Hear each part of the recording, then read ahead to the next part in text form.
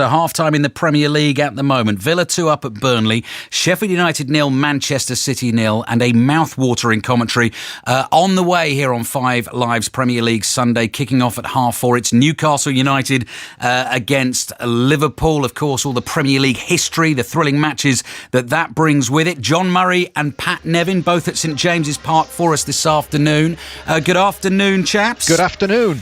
Good afternoon. We in the studio here, I don't know if you were listening on the way to the ground, so I had Steve Bruce, Aaron Lennon, Nedum Manua with me. We're sort of discussing amongst ourselves whether Newcastle were possibly favourites going into this game today. Now, it matters not a jot because it's all about what actually happens on the field, but where would you stand on that one, John, Pat? I think, personally, I think Newcastle need to demonstrate, as we discussed, it's almost like Pat and I taking up from where we left off when we were last here, the match against Aston Villa, when in the euphoria in the aftermath of winning 5-1 against, what is a decent Aston Villa team, the question was, are they going to be good enough now to actually challenge for the title this season? And as we know, they lost 1-0 at Manchester City last Saturday night, didn't have much of the game, weren't at their best, but today is another... I don't want to go too early on this, but if they're able to produce something special today against Liverpool, then we'll be able to have that conversation at the end of the afternoon. Pat, and do you think? Well, they are capable of that. Do you think we'll see that from Newcastle this afternoon? Well, that's what we're here for, to find out. Taking it only from the first game of the season, as John says, against Villa, yeah, of course, why not? I mean, so many of their players played incredibly well, but then so many of them didn't play as well when they played against Manchester City. But with this crowd here at St James's Park, it really does add something. And I know it's bucketing down with rain again just now. I don't think that'll have any negative effect in the atmosphere whatsoever. So if they start that with the same attitude, the same positivity, the fact that they've got backup everywhere, Newcastle, I mean, really good backup, particularly up front.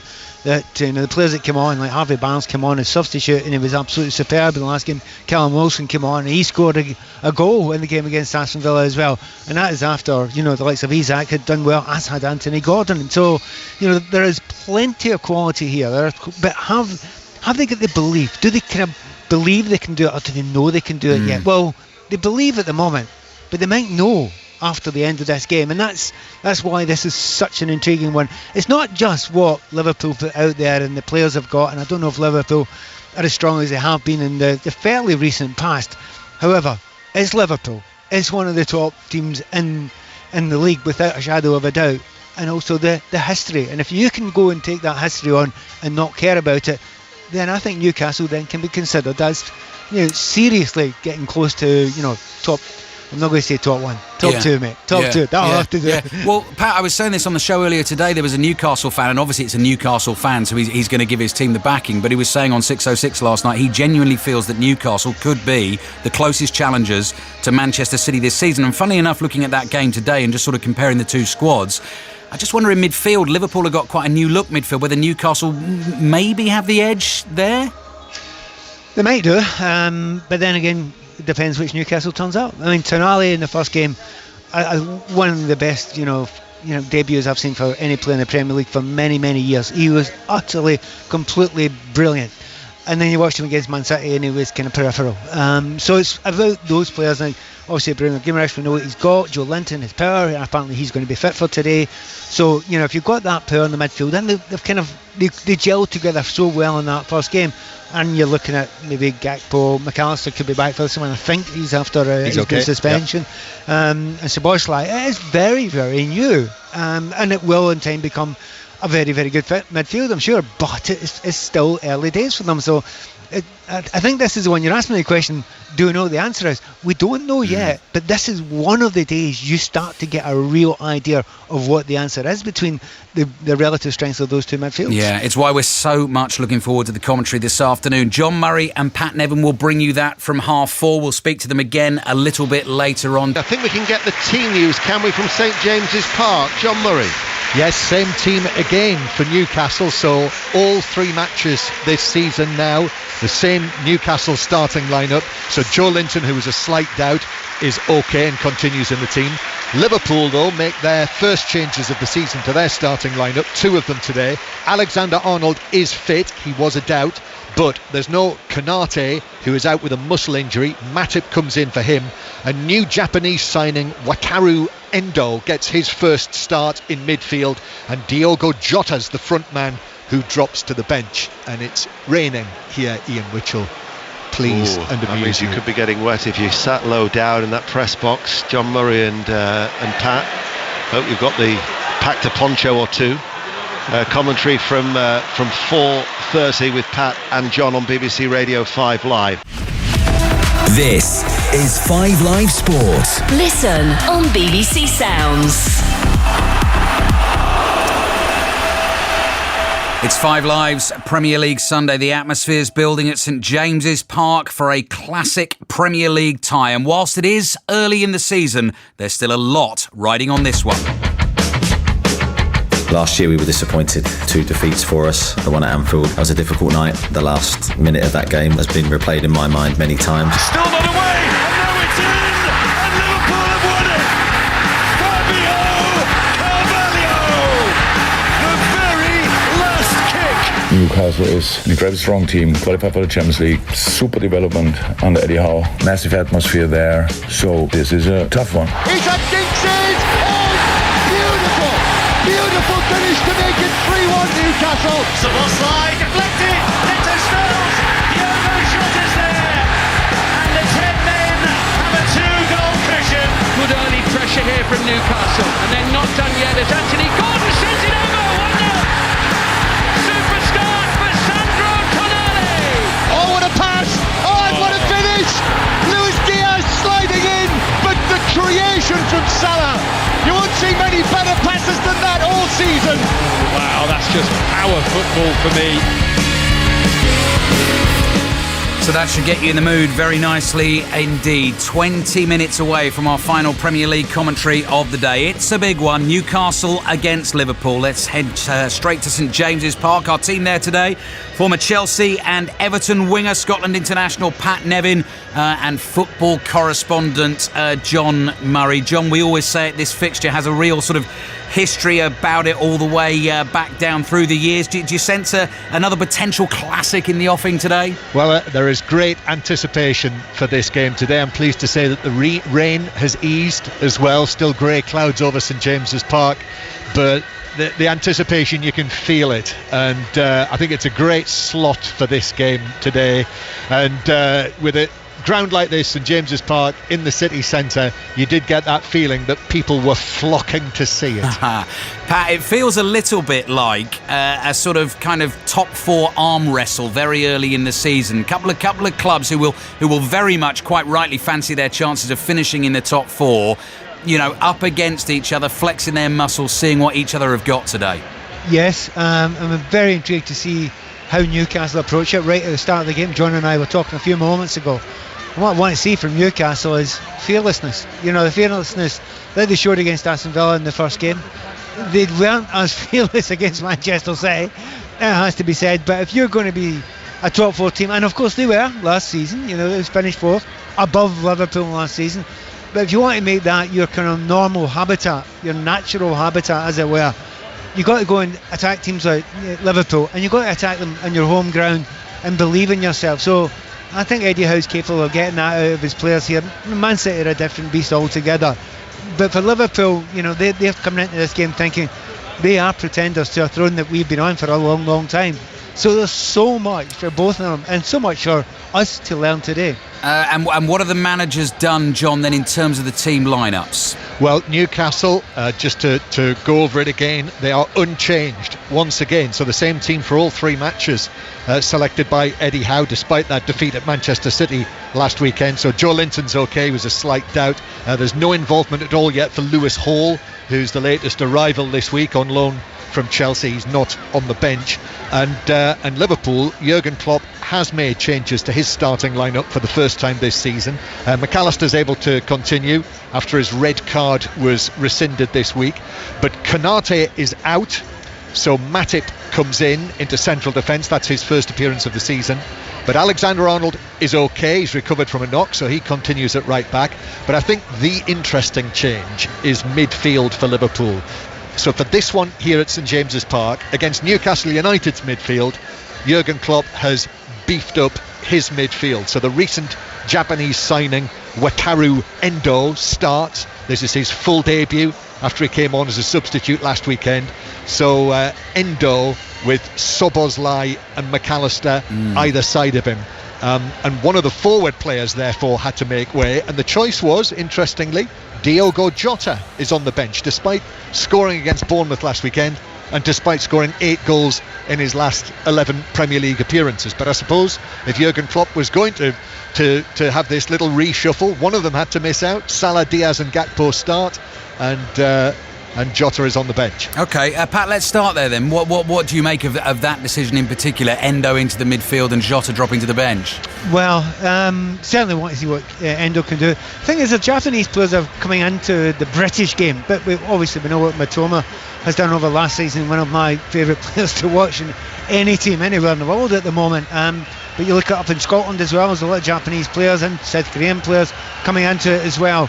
So let's see what he's capable of doing. There's a reason why he's starting the game. The manager thinks you're going to be important for this. You're going to add something else. It might be creativity that he felt was lacking slightly. But remember, it's always the same with the Premier League teams. If you're not starting these days, it doesn't mean you've had a stinker. As Phil Foden showed this week by not getting a start of a game. It may well be that you will be needed when the game opens up a little bit in the end, and that might be as much in thinking you're getting from Jurgen Klopp as anything else. But what I think's interesting is that this move today, bringing Endo in, means that Liverpool fans might for the first time see what McAllister's got to offer in a Liverpool shirt going forward. So Szoboszlai was so impressive last week in the win against Bournemouth, but it's a completely different look now, and against Tonali, Bruno Guimaraes and Joe Linton, who Pat and I saw here play so well together against Aston Villa and looked like a really high quality midfield three. It just feels like that is going to be absolutely crucial, the midfield against the midfield today. Yeah, very much looking forward to that battle. From Newcastle's point of view, Pat, there's something to be said for. There's a statement there in going unchanged again, isn't it?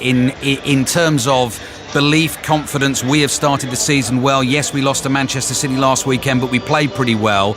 It sends out a message, actually. Yeah, well, you don't get psychedelic about losing to Manchester City. You have to keep yourself, on a straight and narrow line, knowing that they started well. Obviously, well, that's an underestimation of the quality of play we've seen against Aston Villa. But yeah, I believe in that team. But the great thing about, the manager Eddie Howe, he knows that what he can bring on from the bench is as good as what, particularly up front, is as good as what he's got starting there. So, in that he got the likes of Callum Wilson coming from the bench, Elliott as well coming from the bench, having the precise, correct attitude. It's a lovely thing to have. I wonder if he thinks Anthony Gordon will give him exactly the same thing if he wasn't starting. It may well be part of his thinking as well. But I mean, if you're pleased or pretty pleased with the start of the season, there's no reason to change it yet. That'll change, obviously. We've got Thursday will change everything when you start finding out how you're going to get in the Champions League, etc.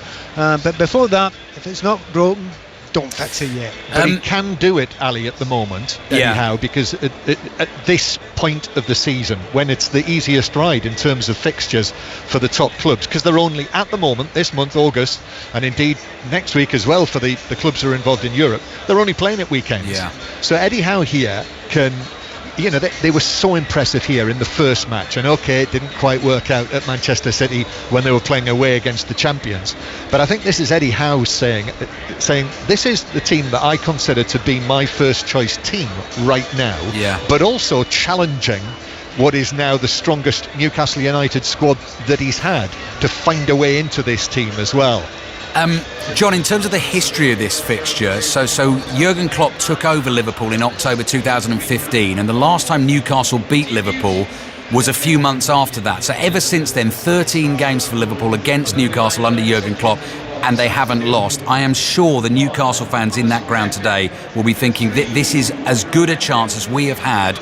And the game, well, certainly the game at Anfield last season was very, very close. As good a chance as we have had of getting one over on them and getting that win. Well, Liverpool won both matches against them last season. They won here when Nick Pope was sent off and then was suspended for the League Cup final. They've done the league double over Newcastle in 4 of the last 5 seasons. However, in those 13 matches, Jurgen Klopp's Liverpool weren't playing this Newcastle United squad. So I think that makes it significantly different. Yeah, Pat, and from the psychological point of view, from Newcastle's psychological point of view, having not managed to beat Liverpool for so long, does that play any part at all? As a player, you say it doesn't, but it does. It really does. You can have that in your mind. Or certainly some players can have that in their mind. But if you bring in certainly new players, like particularly Tonali, that will have no effect on him. I don't think certain players like Guimaraes, he'll care about it either, because he believes he can beat anybody. You can take that from the attitude that he shows every time he goes out there. But there's other players that are just improving all the time. He's had no effect on him either. And Anthony Gordon, that first game of the season, that was one of the best games I've ever seen him play. Had a difficult time at the end of his time at Everton, and not always brilliant in the start of his time at Newcastle, but it was a real statement from him. So certainly going forward, I think there's a bunch of players there that think, the numbers are against us, but the other side of it is you've got a manager in there. I think he's fabulous, Eddie Howe, and I think he's brilliant at drumming into belief into his players. So he'll be in the background of their minds, but if they score early or start well, it'll be gone very quickly. Yeah, and hey, don't forget, Newcastle finished above Liverpool last season. They finished 4 points higher than Liverpool in the Premier League last season. Yeah. Well, let's have a listen. Let's have a listen to what Eddie Howe has had to say ahead of this one. So we're talking about the history of this fixture in the Premier League. This clash between the two has produced 171 goals across 56 meetings, some of them the most memorable games we have known in the Premier League. And Eddie Howe, the Newcastle boss, knows just how important this game is. These games are iconic, really, throughout the Premier League. Newcastle v Liverpool battles. Last year we were disappointed. Two defeats for us. The one at Anfield was a difficult night. The last minute of that game has been replayed in my mind many times. From watching Liverpool in their early games this season, I think they look very strong. They look like one of the best Liverpool teams, probably in potential, that I've seen. So we're under no illusions about how difficult this is going to be. For us, it's about making sure we come back into this season a better team than one we exited last season. Time will tell if that's the case. Certainly from the early signs, I like the look of us. I think the squad as a whole looks stronger, but it's all about turning that into results, which is going to be key. Pat, he sounds, Eddie Howe always sounds like this. Sounds like he really means business this season ahead of this game. He used the word iconic there to describe a Newcastle-Liverpool fixture. Is that right? Well, as from Newcastle fans' point of view, I'm not sure it's quite the same from Liverpool fans. They've got one or two other iconic fixtures that they would put ahead of that most of the time. But what they want to make it is an absolutely iconic fixture going forward. I mean, many years ago, you'd have thought that certainly Chelsea or Liverpool wouldn't have been one, but it is now. There are teams that can break into that, and Newcastle want to be one of those teams that breaks into that and makes that not only one of the iconic fixtures, in this league, but possibly worldwide. In fact, certainly in terms of European football as well. That's the heights that they are pushing towards now with the new ownership. So, it's an iconic to a degree, much more for Newcastle, but maybe as time goes by, it will become so for Liverpool as well, as Newcastle flex their muscles as the years go by. I do think it's wider than that, though, Ali, with these two clubs from these two cities. There's just always been something about it. The fact that they are two cities on the opposite coasts of northern England, both maritime cities. I think great social similarities between the two cities. The people of those two cities feel that they've not always been favoured by London-based government. And in a footballing sense, this goes way back before the name change of the Premier League in the early 90s. When you look at characters like Graham Souness with a connection with both clubs, Kenny Dalglish, Kevin Keegan, Alan Kennedy, a Newcastle man, one of the Liverpool greats. Bob Paisley, of course, who is a man of the North East from County Durham, but one of the most famous figures in Liverpool's history. It goes way back. It sounds like you could write a book on that, John. Well, I think those books have already been written. Mind you, they can be rewritten, can't they? Very accomplished author sitting alongside you, of course, in Pat Nevin as well. Let's have a listen as well. We've had a listen to Eddie Howe there. In fact, before we have a listen to Jurgen Klopp, let me chuck this one at you as well, because we were talking about this earlier on in the show. I don't know if you saw this week, but Eddie Howe talking about not having close friendships in football. not in the dressing room as a player, and now as a manager, just not having friendships with opposing managers, despite a long period in the game on the touchline, constantly coming up against the same faces. What did you make of that, Pat? Did you see that? Yes, and I understand it, as I would understand it. I certainly thought it was an important thing to have a hinterland, a different type of life, so you could get away from football. It's not you don't like the people in it, but they are your colleagues as much as a lot of people see them as your friend. But if you live within the game and everything everything about your personality is about the game, including your friendships, if you lose it, you've lost everything. So I think it's a very healthy thing to have that other side of life where it isn't everything that you live for, because as we all know, it can be taken away very, very quickly as you're a player, because it doesn't last forever, and as you're a manager, and those jobs certainly don't last forever. So I understand to some degree where he's coming from in that. Yeah, I can see the teams just getting themselves ready in the tunnel just before they come out onto the field at St James's Park. Let's have a listen to the Liverpool boss then, Jurgen Klopp, ahead of this one. He said he'd like a little bit more strength in depth in defence. In this room, it's always like, oh, we could do this, we could do that. Don't you think we can do that? If maybe one day you sit a day in my chair and you have to deal with all the other stuff as well. So in an ideal world, we have 6, 7, 8 centre halves and are covered for absolutely everything. No, we need to be lucky with injuries. That's no doubt about it. I have no doubt about the quality of the boys we have. Sherlock Kwanzaa, a super talented player as well. So in this moment, we are covered, but it's not dreamland where you can be prepared for absolutely each situation. We had to learn that in the past as well, a couple of times. Yeah, we will try to do our absolute best to have a squad. So next week, a squad for us where we can react on pretty much everything. Is that possible? We will see. Pat, what have you made of Liverpool so far this season? The draw at Chelsea, the win against Bournemouth? The draw at Chelsea was kind of okay. I don't think it was any more than that. There was periods of time where they looked good. I think maybe particularly in the first half, and after that, I think a lot of the time Chelsea were, dominating, certainly possession for periods of the game. So, they didn't fly out of the blocks, but a lot of new players. It's transition time for them, and they're in a position where if they win today, they'll find themselves in a great position in the league, and that's all that Jurgen Klopp cares about. And I agree with him completely. I think a little bit more strength and depth is probably needed, particularly in that centre-back area. Sitting here, you can feel the atmosphere. It looks fantastic on the screen in front of me. John Murray and Pat Nevin are right there. This is Newcastle against Liverpool. John, take it away. Thank you very much, Alistair, and welcome everyone from Tyneside and from inside St James's Park as the teams come out, and they walk out, I can't believe it, into sunshine.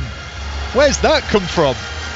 Well, grey skies above, but there are a couple of patches of blue up there, but down inside the ground, black and white to the right of the halfway line and red to the left. And the brilliant scene that we now see in the Gallagate end to our right, all of the various banners that are in there. I notice there's a new one now, especially for Sandro Tonali after his excellent Premier League debut here in the opening match.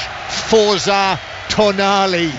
And there's a picture of him presumably celebrating that goal that he scored that day in his black and white shirt. But Tonali is written in the colours of the Italian national flag. Also a big banner up there as well with a picture of the Newcastle defence, Nick Pope and the dependable four, and they are the back four again today for Newcastle: Trippier, Schär, Botman and Byrne. But they're yet to keep a clean sheet this season, and indeed have kept only 2 in their last 20 Premier League matches. However, the banner is there, and they're not being forgotten for what they achieved over the course of the early part of last season. But it is the final match of the Premier League this weekend. The teams that finished in 4th and 5th in the league last season. But Liverpool were the only team to beat Newcastle twice last season. Looking around the rest of the ground, the Liverpool supporters up at the top end of the Leazes end, as the listeners to the BBC World Service join us here at St James's Park as well, with the brilliant pre-match atmosphere swirling around the stadium. And also for the Newcastle fans, Champions League draw to look forward to on Thursday. So Great times it feels, Pat Nevin here. Yeah, phenomenally exciting times. But it's not to be carried away with it. If you are playing in this, yeah, you want to be up for it, but you also want to be controlled as well. And you reminded me of something that happened in last season. I think Pope getting sent off, and I think he got carried away in that situation. I'll tell you one player who's not carried away. I don't know if you noticed Bruno Guimaraes there. He came out, sometimes with little children, there was a baby in his arms there, and I thought, well, that's a bit young. Headphones on, well, I can tell you for sure it's his child. He just gave it to his wife there. But he looks calm. The group look quite calm just now. But if you're a Newcastle fan, you want to start in fire. You want to put Liverpool back on the back foot. Let's see if they can do it. Pat Nevin, former Chelsea, Everton, Scotland man, alongside us here at St James's Park. The Newcastle players in the huddle. Liverpool players have taken up their positions. They're ready for the start of the match. Newcastle with Pope in goal, sent off in this match last season. Back four, Captain Trippier, Cher, Botman and Byrne. Then Bruno Guimaraes with Tonali and Joelinton either side. Almiron, Isak and Gordon the front line. And Liverpool with Alisson in goal, Alexander-Arnold, Matip, Van Dijk and Robertson. Then Endo with Szoboszlai and McAllister either side of him. And then Salah, Diaz and Gakpo the front line. So Diogo Jota on the bench, Konate injured. Referee John Brooks blows his whistle, but there's a false start. But off we go. And it is Dominic Szoboszlai who gets the first touch of the match, kicks off and plays the ball back into central defence. And then immediately we see Alexander-Arnold and Gordon together, and Alexander-Arnold playing the ball through to Szoboszlai inside the Newcastle penalty area on the right-hand side. And Botman has to go across and block that out for an opening corner to Liverpool after 20 seconds. Great moving by Szoboszlai, desperate to get into the box there. And that's one of the things Liverpool love about him. He does get forward from that midfield. They're always going to go beyond the back line. Dangerous in the first seconds. And I think one of the contests that we're looking forward to seeing today is Anthony Gordon, former Everton man, against Trent Alexander-Arnold. And it was Alexander-Arnold and Anthony with that challenge in midfield that was won by Alexander-Arnold, who now takes this corner. Pope comes, didn't get there, and it is headed wide and high of the back post. And it is a goal kick to Newcastle. Whether it was Virgil van Dijk who got there or Matip, two of them were together. And in any case, it was wide and high and behind. Yeah, to be honest, if you're a goalkeeper, you want that first touch to be a good one, a confident one.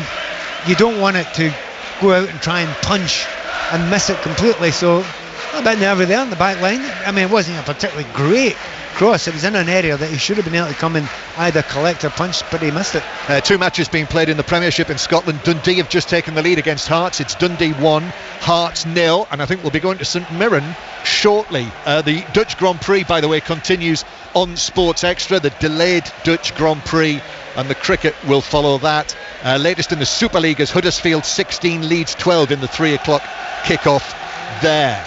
So Newcastle United 0, Liverpool 0. First chance of the match to Liverpool. And here is Van Dijk playing it forward from the back, but Salah had just strayed offside. And it is a free kick to Newcastle. And Eddie Howe comes forward and applauds his team there. So clearly they've worked on playing the offside against Liverpool, and they got it right there.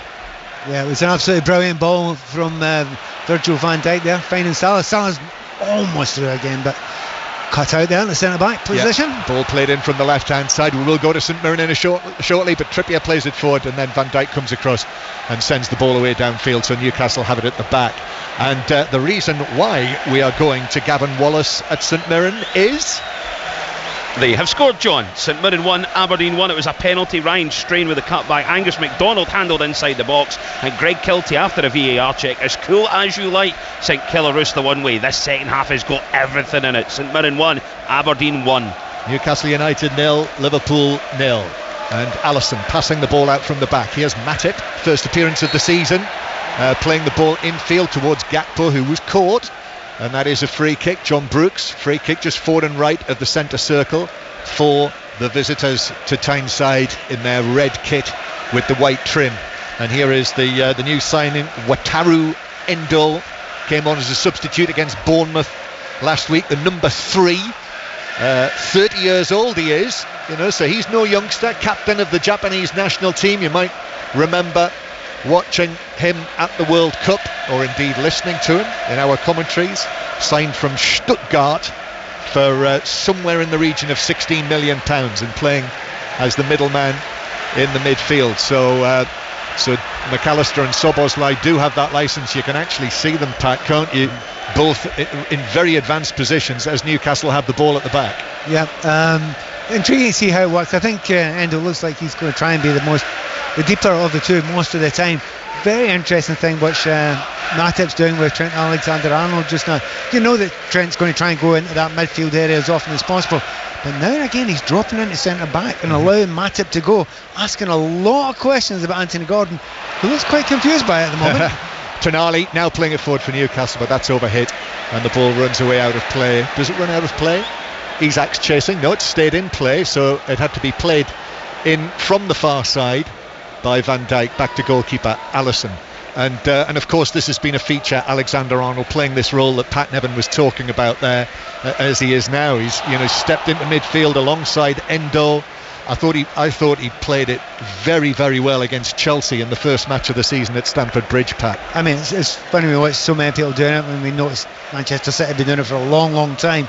But absolutely hilarious watching Spurs doing it last week and having both the full-backs going and playing in that position at the same time, which is pushing it a little bit, but it seems to be working for Spurs. And speaking of pushing, Anthony Gordon has just pushed Alexander-Arnold in the back, and Alexander-Arnold went sprawling off the field and actually I think disappeared down into the dugout in front of us, and he's been yellow carded by referee Brooks for that. I have to say, I can't tell you why.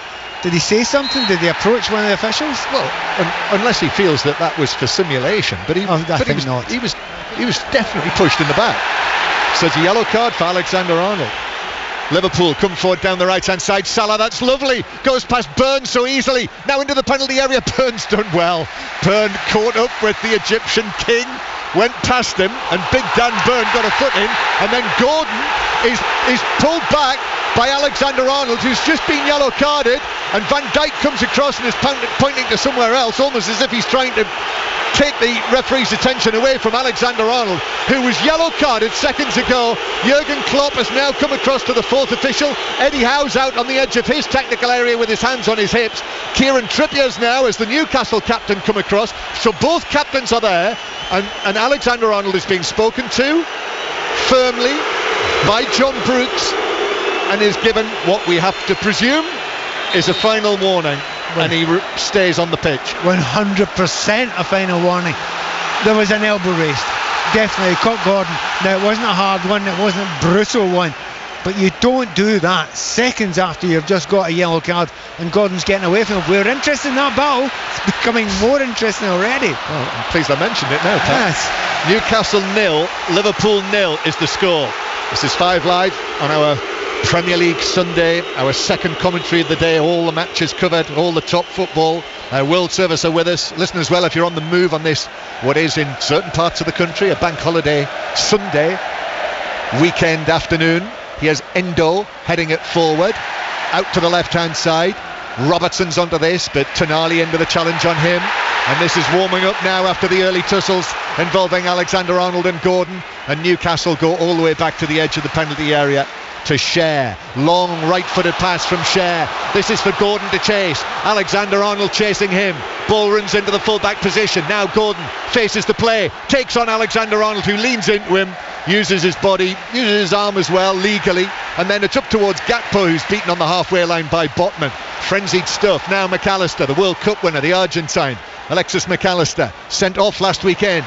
Red card rescinded in midweek. McAllister, the number 10, bringing it forward to the edge of the penalty area, plays it infield and off Bruno Guimaraes, and behind for another Liverpool corner. Before they take it, back to Gavin Wallace at St Mirren Aberdeen. And at this rate, St Mirren will be going to the top of the league, John. They're up 2-1 now. St Mirren 2, Aberdeen 1. Alex Grieve on the end of a through ball, and he kept his composure to slot past Keller Roos in goal. St Mirren 2, Aberdeen 1. And a corner to Liverpool from the right. And what have you spotted, Pat? Goalkeeper Alisson's actually in the opposition's half at the moment. You don't see that very often. He's actually come to speak to Alexander-Arnold, who is standing as the Newcastle have got everyone back to defend this free kick. And this, interestingly, is going to be taken by Robertson, so it's an in-swinger from the right. Pope comes, doesn't get there either, and he was being challenged by Van Dijk. However, I don't think either of them got a touch. The ball bounced into the Newcastle right full-back area, then Trippier and the Gallagher end howling and waving their arms around. They feel that he was fouled by Salah. Trippier, and referee Brooks gives the free kick. For the first couple of minutes, John, I think Liverpool wanted to keep the ball, try and quieten down this fan base around here. Kind of did so, but as soon as that fell, after that yellow card happened to Gordon, suddenly it changed. The noise grew again, a little bit more belief, and the fights come back into this Newcastle team. They didn't start as quickly as I suspect Eddie Howe wanted them to, but they're certainly in it now. Newcastle United 0, Liverpool 0. Also keeping across the One Day Cup quarter-final in Southampton, where Hampshire made 306 for 9. Worcestershire are now 152 for 3 after 28.3 overs. And commentary on that via the cricket pages of the BBC Sport website, as is the case with all of the domestic cricket throughout the course of the season, supplied by our colleagues in BBC Local Radio. As you will find many football commentaries as well, your local team brilliantly covered by BBC Local Radio. Newcastle 0, Liverpool 0. Long ball from the back for Newcastle from Cher onto the head of Alexander-Arnold. Here's Salah, who turns, plays it forward. Szoboszlai's got 4 men in black and white shirts around him. Joe Linton put in the challenge, bounces for Szoboszlai again, but Almiron does well, chasing back to intercept the pass, and it's played forward towards the halfway line. Liverpool, who have won here in each of the last 2 seasons, and they've started, they're seeing more of the ball. They've tried to quieten the crowd, but Robertson overhits a ball downfield, and Newcastle have got that back off inside their own half. Well, one of the questions that Alistair Bruce was asking us at the start of the game was about these two midfields playing against each other. And I have to say, I think Liverpool are nudging it at the start here. I mean, Szoboszlai's got forward a few times. McAllister looks very comfortable on the ball when he's got it. At the moment, Tonali's not really been able to get into the ball, and neither has Bruno Guimaraes, but it's very early days. Now Huddersfield 18, Leeds 12 in the Super League. Liverpool take possession again. Floodlights are brightly on. The sun's disappeared again. We've had some very heavy showers in the northeast of England today, but it's dry at the moment, and umbrellas are at the ready though. Here's Van Dijk playing the ball back towards Alisson, all in green with those black gloves of his, but the ball at his feet, fires it forward, right-footed. Botman heads it down. Ball eventually bounces to Bruno Guimaraes, who hooked the ball over his head. He's away from McAllister, and McAllister just clips his heels. Down goes Bruno Guimaraes. Thousands and thousands of Geordies scream for a yellow card for McAllister, but that was Argentina on Brazil, and it's a free kick to Newcastle. Lovely bit of skill there by Bruno Guimaraes. It was interesting. He turned round and begging towards the referee, and you could see he was just about to do the imaginary yellow card and changed his mind immediately. The players are beginning to learn. Suddenly remembered that all of the players, all of the clubs were told this season any waving of imaginary cards would mean a yellow card for whoever does it. So clearly the message has got through. Well, it has in this case. 12 minutes played. Newcastle 0, Liverpool 0. And real talking point in the early stages, the second yellow card not shown to Trent Alexander-Arnold. Ball played forward by Trippier to the edge of the area. Liverpool played away, and in fact Luis Diaz is able to win a throw-in off Almiron for Liverpool in their own left-back area. I think, Pat, with the incident there, first of all a yellow card which seemed a funny one. The yellow card that was shown to Trent Alexander-Arnold, and as you said at the time, whether it's something he said or whether it was for simulation, wasn't entirely clear. But when you look at the two incidents, clearly the second incident was far more worthy, I think, in the eyes of most football watchers of a yellow card than the first. Well, we've got such a fantastic vantage point. Sometimes we're a little bit too close. Whatever happened, it happened between us and the dugout, and it was below the dugout, so we couldn't really tell what it was. And sadly we haven't got a monitor here, so the second one, there is no doubt that Trent Alexander-Arnold's, his heart would have been in his mouth there. He knew that it took his elbow out a little bit. It wasn't a vicious elbow, but you take a chance when you do that when the players got away from you, which Anthony Gordon had. Nick Pope playing the ball out from the back, and here's Tonali, sweeps it forward, right-footed. That was a lovely pass to Almiron on the halfway line, who takes on Robertson. Tried to go around the outside. Robertson was able to recover. Now Almiron moves infield. Here's Tonali on the overlap. Tonali's cross, sweetly struck, comes off the head of Van Dijk, bounces out to the bleach blonde-haired Gordon on the left-hand side. And now Bruno Guimaraes, angle ball high over the top. Trippier is there near the dead ball line, leaping for it. Got a touch but couldn't keep it in. And it's a goal kick to Liverpool, and it's 0-0. Yeah, it was one of those moments there where Dan Burn overlapped while Gordon had the ball. With the way this game started, don't do that. Just allow Gordon to have one-on-ones when it comes up with Trent Alexander, because Trent did very well in his last piece of defending inside the box, but Anthony Gordon only needs to go by him once. He had him one-on-one there, and it was the wrong thing to do. He's keen to get round, but Dan, not that time. Leave your winger alone. Newcastle 0, Liverpool 0.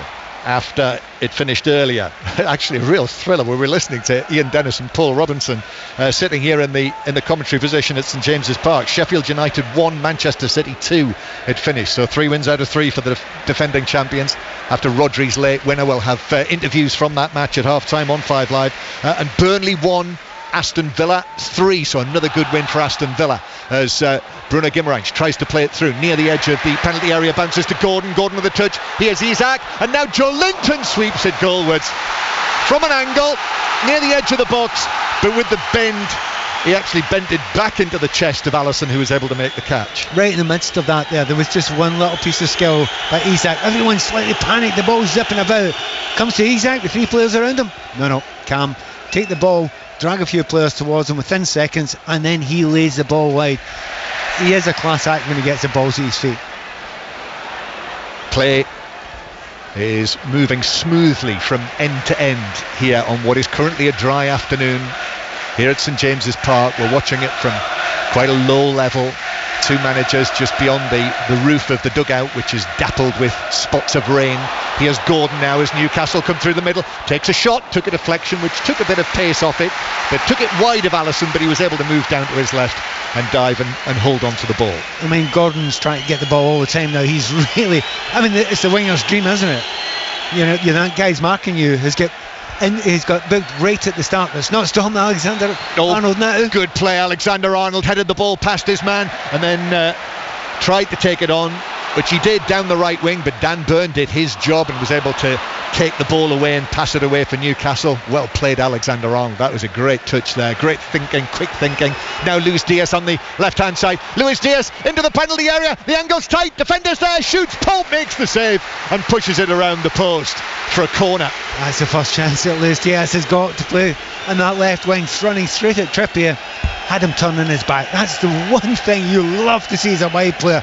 If you see the number in the back of your marker when you're running towards him, he's not on balance, so he goes straight past him there, gets on target, keeper saves it, but first moment he's had a chance to run at his defender, and he looks as if he's got him on toast. Yeah, Luis Diaz, who scored in the first 2 games of the season, the opening goal at Chelsea, scored as well Liverpool's first against Bournemouth last weekend, and he was nearly in for his 3rd. Corner though, out swinger, which is headed away. Byrne got up unchallenged, high. I mean, he has a head start, Byrne, the tallest man on the field, and it's out of play for a throw-in on the far side. But excellent play from Luis Diaz. You don't see Kieran Trippier, too many go past Kieran Trippier in the way that Luis Diaz did there. Yeah, I mean, the dummy was fantastic, because he thought, I'll send him outside, but he just clipped inside, running into traffic, but they don't mind about that. Some of the pace and the quality with the ball at his feet as Diaz doesn't mind it. There's plenty of players.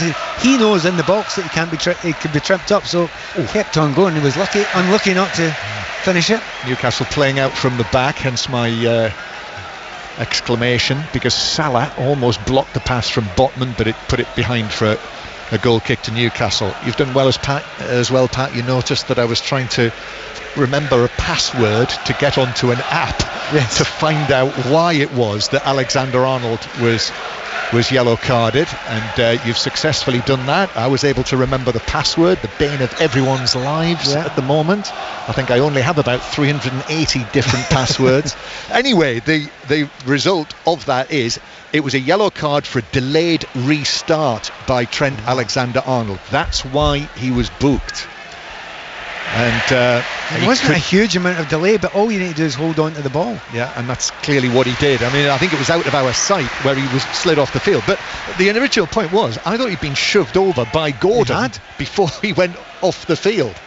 I mean, if he'd been sent off, and that was in the first few minutes of the match. I mean, can you imagine the fallout from that? David Moyes was talking about this last week, actually. After the West Ham Chelsea game, and saying, well, there are going to be, you just expect many more red cards this season if we're going to see yellow cards for delaying the restart, which Alexander-Arnold, under no great pressure from Gordon, passes the ball out of play on the halfway line. Newcastle take a quick throw. Here's Joe Linton, who rather awkwardly manages to keep possession of the ball, but then play it back to Tonali. And Newcastle recycle it through central midfield, but that's an overhead pass through from Cher that bounces all the way over the top of the inside right position through for a goal kick, and it remains 0-0. Pat Nevin. Well, I know what Moise was talking about there'll be lots of yellow cards for it, for stopping the restarts of the game. Well, don't do it then. You don't have a right to do it, so you just have to accept that's a new rule. New rules come in football all the time. You have to react to them. So early on there will be a few of them, and there have been a few of them already. But you have to get used to it as a player. The game should be allowed to flow. And the Newcastle fans are on to Alisson, who is taking a little while there over the goal kick. So the fans know as well that the officials have been told to produce yellow cards for delaying the restart, which Alisson was doing there. Ball played forward from Matip, but he holds his head because he's passed it straight at Byrne. Now Joe Linton. Isak tripped by Gakpo. Free kick to Newcastle, 10 yards inside Liverpool territory, and Jurgen Klopp just has a message there for Trent Alexander-Arnold. Gordon is right there next to him, and he's revitalised now, Gordon, in a Newcastle shirt after an uncertain opening period as a Newcastle United player. Well, certainly somebody who was watched him a lot at Everton. I hadn't realised just how quick he is, Anthony Gordon. He is absolutely lightning with and without the ball.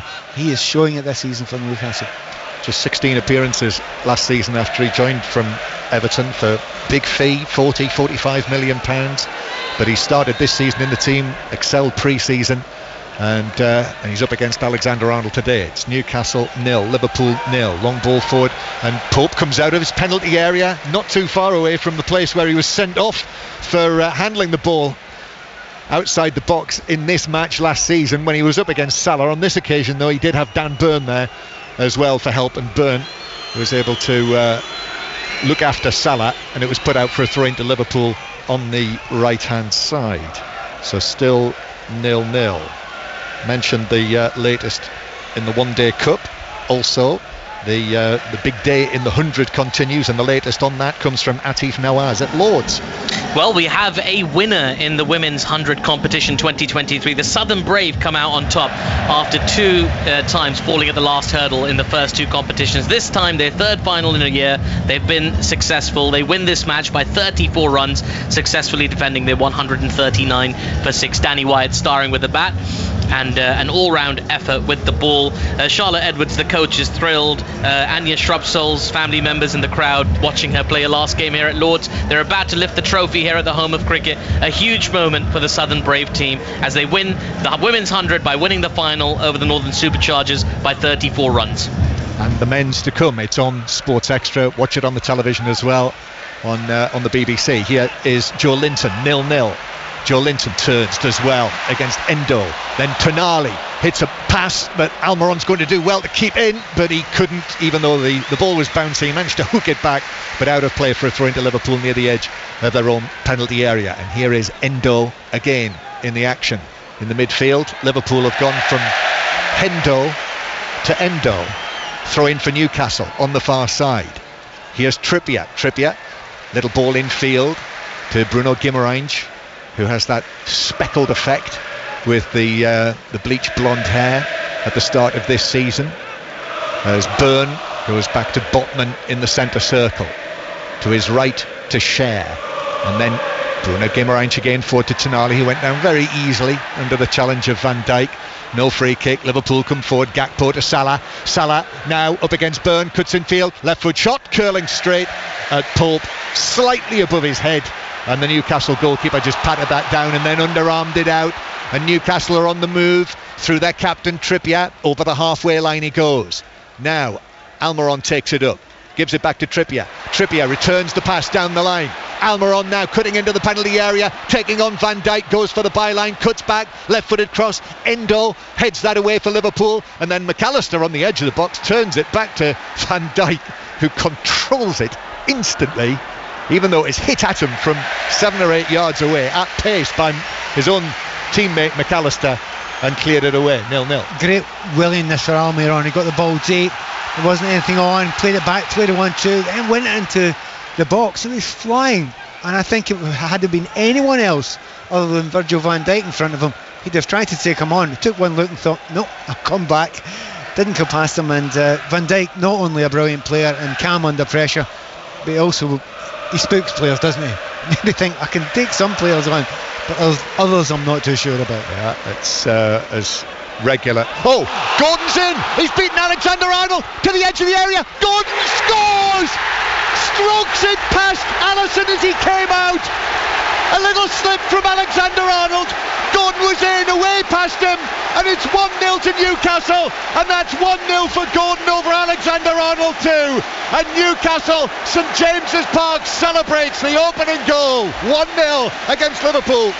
I've got to say, John, you said it right at the start, before the game started, the importance of that battle between Trent Alexander-Arnold and Anthony Gordon. And Anthony Gordon is hardly better of it right from the start.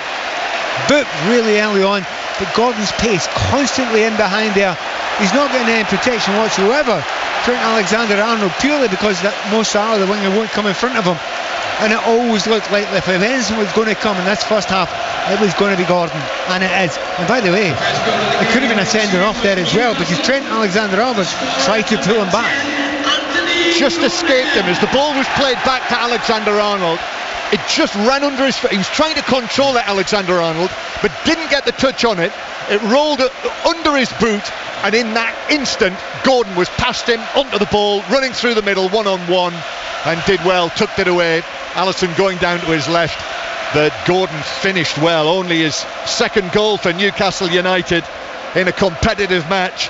And it means the score is Newcastle 1, Liverpool 0, and that's a big early goal in this match. It certainly is, and they kind of deserve it. They've known what they wanted to do. A lot of teams do like to play in behind the right full back at Liverpool. We all know this, but they didn't play in it. I have to say it was Trent's mistake there, the ball going under the foot to some degree, but when that happens, you need to stay calm, and you got through it. And certainly Anthony Gordon was the calmest man in this stadium, because 1-1 with a very good goalkeeper, he just slaughtered it. Confident, wasn't it, the way that he put that away as Alisson was coming out, the former Everton man, scoring against Liverpool, although Anthony Gordon did actually start off at Liverpool before he moved to Everton. And now Gordon plays it through to Isak. Van Dijk right on the edge of the area. There's a little trip on Isak. Referee Brooks, he sends him off. Van Dijk's red carded for that foul on Isak on the edge of the area. And the referee deeming that was the denial of a clear goal-scoring opportunity. And Van Dijk points at his chest. He can't believe it. But the referee's made his decision. Jurgen Klopp now is in the ear of the fourth official, Craig Pawson, just down in front of us, and is clearly asking for an explanation. But that's it. Red card, Van Dijk, Liverpool down to 10 men. To the naked eye, it looks as if the referee got that one right. There was no one behind there. He'd been rolled. He got far, far too close to Isak. Now, what they will look at when they check this, which of course they obviously will check it in the VAR, they'll see if there's any contact with the ball. If there's no contact with the ball, I don't think the referee can even consider changing his mind on this. But we will have to see what they see in the VAR. What's interesting here is that the ball did deflect away in the direction that Van Dijk was running, and Van Dijk is still on the field here, and the referee is being spoken to by the video assistant referee, and that conversation continues. Stuart Atwell is the video assistant referee, and it's confirmed. They've backed up John Brooks's decision on the field, and Van Dijk is being told to leave the pitch. Jurgen Klopp turns away, strokes his chin. It's a free kick to Newcastle just outside the penalty area. Van Dijk still hasn't gone. I mean, John Brooks says and points towards the halfway line and says to Van Dijk, you have to go. What an incredible few minutes this has been for Liverpool in this game. I mean, they've seen some little bit of danger in that back line, and Newcastle have been right onto it. Virgil van Dijk got too close. When you've got a player of Isak's quality there, if you get too close and he rolls you, you are in trouble. You can't actually take a chance. Again, it's naked eye from us. When I sent it first there, the first look at it from a distance away, we're on the halfway line, but it's a good 50 yards away from us. It looked to me as if it should be a red card. It's a big call. It's a brave call for the referee to make it, but we've had plenty of looks at it. That's what VAR's there for, and he's not even had a look. Well, Liverpool, you'd think, would have to make a change. Joe Gomez is on the bench, so no Konate today because of injury. Joel Matip's come in for his first appearance of the season, barely played over the course of the latter part of last season, and Liverpool are going to make a change. But Newcastle with this free kick first of all. So Newcastle with a free kick, edge of the area, left of centre, and a chance here. Well, Kieran Trippier is the obvious free kick taker. Cher is there as well. He can strike one. Well, surely it must be Trippier. It's quite close for Trippier, isn't it? It's about 21 yards out. But the few minutes that Liverpool have had just now, John, to lose a goal, lose a player, and not just a player, their main player at the back, centre back, they're going to lose him for a game after this as well. And they've got a free kick 21 yards out. How much worse can it get in these last few minutes for Liverpool? Lose their captain as well. He's gone, so he'll be suspended for the Aston Villa game next weekend, which is on the Sunday afternoon. Free kick then for Newcastle. Trippier and Cher in discussions. As I say, just left of centre. Cher takes it low into the wall. Blocked. Tonali, he shoots, and it's taken a flick off a Liverpool player on the edge of the area, and that is a corner to Newcastle. Why are they taking their time to bring Gomez on? I mean, he has taken his time. I understand that you need to think about it a little bit. It's the corner kick against you now. You need a little bit of height in there. If you're going to make that decision, Jurgen, you've got to make it quite quick. So it's a corner from the left. So Newcastle took the lead in the 26th minute. I think it was the 28th minute that Van Dijk was sent off. Trippier with a corner. It's a deep one to the back post. Burn heads it across, and Alisson's able to drop on it and catch it in the 6-yard box. Towering header at the back post. And Alisson slips and falls over as he delivers this downfield. Trippier got his head to it, bounced off the arm of Salah, but referee Brooks allows play to continue because Newcastle have it with Pope. John, what would people have said about Jurgen Klopp there had they scored from that header at the back post? A clear header for Dan Burn there when they hadn't made a change in their centre back down just now. You've got to move quick in these situations. It could have been 2-0 down as well as a man down. What's interesting is, well, it's by the way, I say that just now, Jurgen Klopp's shouting and bawling at the officials. Maybe they didn't have the paperwork ready. Well, it could have been that. Doesn't matter what you do these days, you've got to get the paperwork. Correct. Endo playing the ball over the top, but he's overhit that, and Newcastle should have it in their own right back position. Pope clears it away out of play near the halfway line. More news from St Mirren. What is it, Gavin Wallace? It's a last minute penalty, and when I say last minute, John, it's 90 plus 10 is the penalty. VAR check, Alex Gogic had slid in but handled inside the box, and then we had another check on VAR for Miovski's penalty for a double touch, but it stood, and we're still playing at 90 plus 12 here in Paisley. St Mirren 2, Aberdeen 2. So 2-2 there, and the change is made. Gomez is on, and it is Luis Diaz who is being substituted. That's a difficult call, and it's Luis Diaz who has been withdrawn with, John, 32 minutes on the clock. Difficult call. It's ever been this. Get the winger off.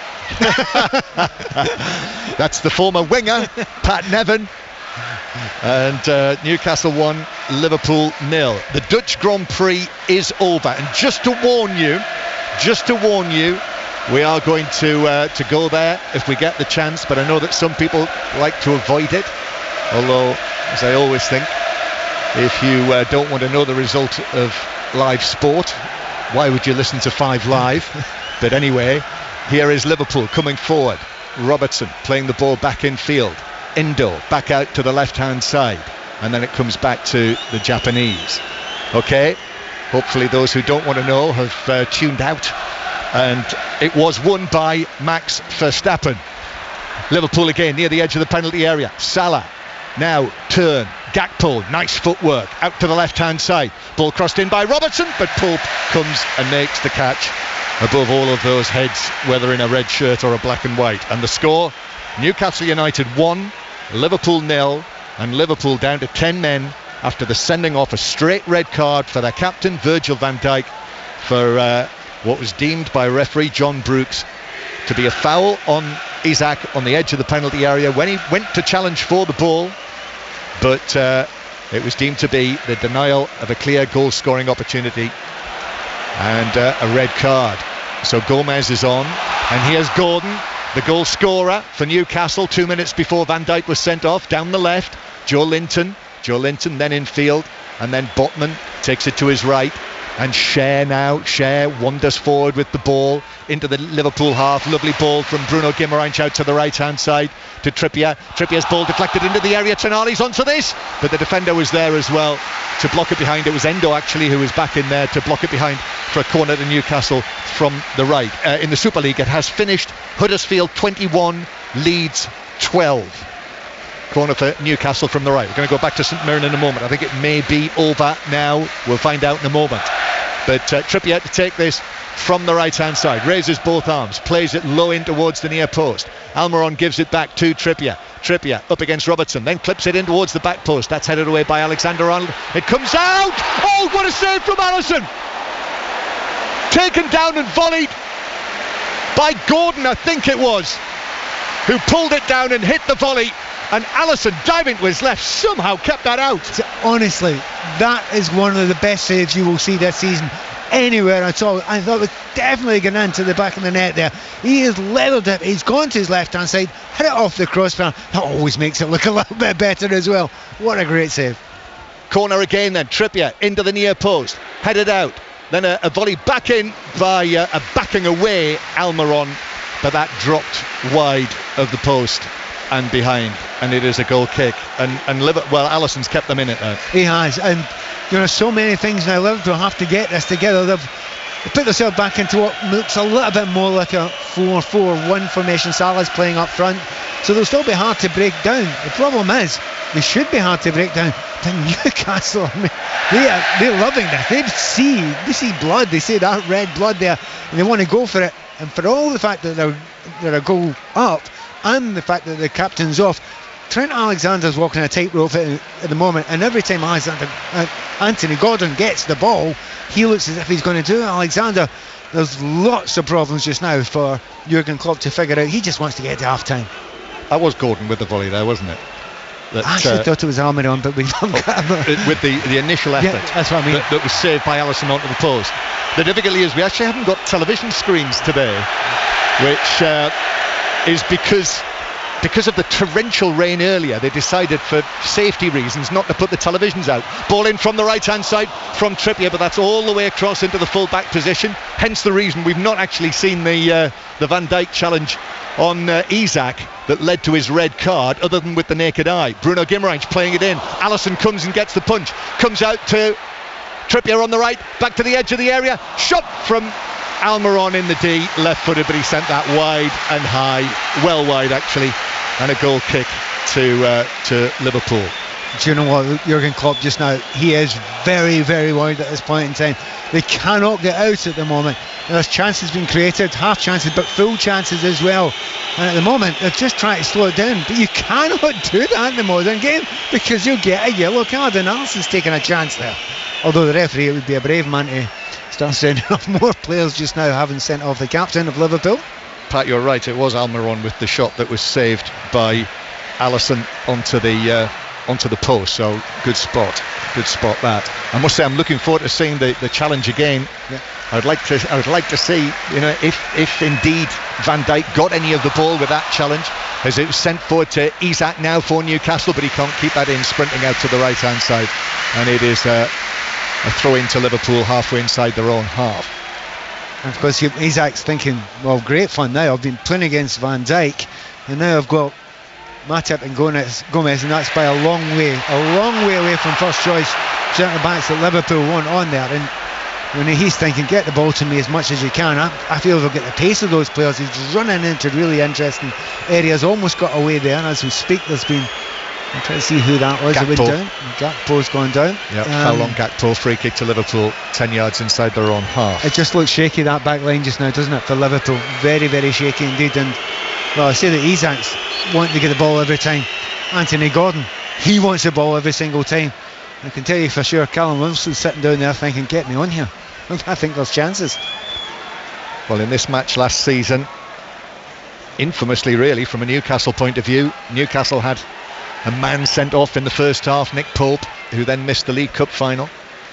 And in this fixture this year, in the first half, I made it in the 28th minute, the Liverpool captain Virgil van Dijk has been sent off, and it's Newcastle 1, Liverpool 0 as the ball is played back to Alisson, and then a foul on Endo by Bruno Guimaraes and a free kick to Liverpool in the middle of their own half. So the full-time news on St Mirren Aberdeen, Gavin Wallace. Yes, St Mirren 2, Aberdeen 2. John, goals from Johnny Hayes to open the scoring on 42 minutes, 25-yard free kick that breezed by a full box, including the St Mirren goalkeeper. Parity restored on 59 with Kelty from a penalty. Alex Grieve on 76, he was the beneficiary of a great through ball, and then all the drama came deep into stoppage time. 90 plus 10 was the time that Bojan Miovski stepped up to fire home and salvage a point for a penalty. VAR in so much controversy today, but St Mirren up to second. It finishes St Mirren 2, Aberdeen 2. And Dundee 1, Hearts 0 was the final score. Liverpool played up to Gakpo on the edge of the area. Indecision from Pope, came so far, then went back. Defenders were there though, and Gakpo is dispossessed. And then Joe Linton, lovely pass, economically into the path of Gordon, inside his own half, and Gordon takes it over the halfway line. Now halfway inside the Liverpool half. Almiron on the edge of the area, tries to work it back to Trippier, but Liverpool have now got men back. But Gordon running free there centrally. You know, the space is opening up, Liverpool with the 10 men, and Gordon certainly found space. But Gakpo could have been in at the other end for Liverpool. 1-0 Newcastle lead. Half-time approaching, round about 4 minutes to go. We'll have more from the Netherlands on the Grand Prix at half-time, by the way. And all of the details will be available on the Checkered Flag podcast via BBC Sounds. All of the interviews, all of the analysis with our team who are there at the track. Here's Endo passing it forward to Szoboszlai. Got a shove in the back from Byrne. It's a real test now for Liverpool, this. Unbeaten in their first 2 matches, the draw at Chelsea, the win against Bournemouth, but right up against it now against Newcastle with their noses in front here at St James's Park. Newcastle, who here on their home ground under Eddie Howe have lost precisely 4 of 34 home matches, although 2 of them were against Jurgen Klopp's Liverpool, 2 of the 4. But if Liverpool come out of this with a win, they'll have done well. Well, they've calmed it down a little bit now. This has been really intelligent from Liverpool. They were under so much pressure. They were wide open, as you said before them, and Gordon got the ball in the midfield there. It was just a poor decision for Almiron. They should have got a shot away there. So what they've done, they've tried to calm it down a little bit, hold the ball, get themselves some sort of foothold in the game. But they don't look as if they're getting forward that often. Just that one opportunity where they went offside with they weren't offside with Gakpo, even though it was close. Botman is judged to have been fouled by Szoboszlai, ended up on his back on the ground, so a free kick which Newcastle take quickly. Cher strikes it forward into the path of Trippier. Almiron is there at close quarters. In fact, Trippier just allows the ball to roll and Almiron takes it on, then gives it back to Trippier, and back centrally Bruno Guimaraes. Newcastle now dominating the possession against the 10 men. Tonali comes in, just taps it back towards the halfway line, and then Dan Byrne rolls it down the left-hand side to Gordon. So once again we've got Gordon against Alexander-Arnold, but Szoboszlai gets back in there and helps out his right back. Bruno Guimaraes with the path over the top. That's headed away by Gomez, bounces out, and Endo is bundled over by Almiron, and that is a free kick, and the referee is going to speak to Almiron. And I don't think it is going to be a yellow card. I thought perhaps for accumulation of fouls, correct. but it's not. You're absolutely spot on, John. That's what it is. Joe Linton there, gone in through the back there, but there's been a couple of shoves. You noticed the shove earlier on there, just in the back, off the ball. The referee spotted it as well, and he's done exactly the right thing. He's look, I'm seeing what you're doing. You're trying to bully the opposition. They're niggly little fouls, but they're still fouls. And if he does another one, certainly he's definitely going to get in the book. So I'm sure Eddie Howe's noticed that as well, that Joe Linton's possibly going to go a yellow soon if he's not careful. Liverpool playing it out from the back. Good touch on the edge of the box from McAllister though to pass it to Matip, and Matip then flights the ball over the top, and Newcastle, Burn is totally out of position, so Alexander-Arnold is able to take it on and pass the ball right across the edge of the box, and Salah is there, and Salah rolls it to his left to Robertson, and Robertson with the orange flashes on his boots back centrally comes to McAllister. McAllister just takes it on, might have been pulled back by Almiron. He was. The referee just allowed that to go to see if there would be an advantage, but he was tugged back, and it's a free kick to Liverpool in the middle of the Newcastle half. So 1-0 Newcastle lead. In the One Day Cup, Worcestershire need 307 to win, and Worcestershire 215 for 4 after 40.2 overs. So free kick for Liverpool here, Pat. Yeah, very good to see Trent Alexander-Arnold going for it again. You know, he's put under a lot of pressure, and you wouldn't be surprised much for the day two tonight that they have a close look at him, you know, negatively and positively. But he broke away there. It's a shame though, because Gakpo was through the middle. He didn't play the ball first time. Had he done that, it might have been half a chance for Liverpool. Well, this is best part of 35 yards out, and actually Szoboszlai is going to go for goal, which he does, but he tried the Ronaldo style free kick. He got right underneath it. He was looking for the wobble down, but it dipped well over the crossbar, probably by 4 or 5 yards. So goal kick. I think it's spot on, John. I think it did get the wobble, and it did dip. Sadly, it was different from about 10 yards over to about 5 yards over the crossbar, but you understand, that's another little half chance, a little opportunity. This is not beyond Liverpool yet to get back into this game. I think that period just after they lose Van Dijk and lose the goal, it could have imploded. It looked as if it might implode, but at the moment Liverpool have just got a little bit of a foothold back, which will leave their supporters no end.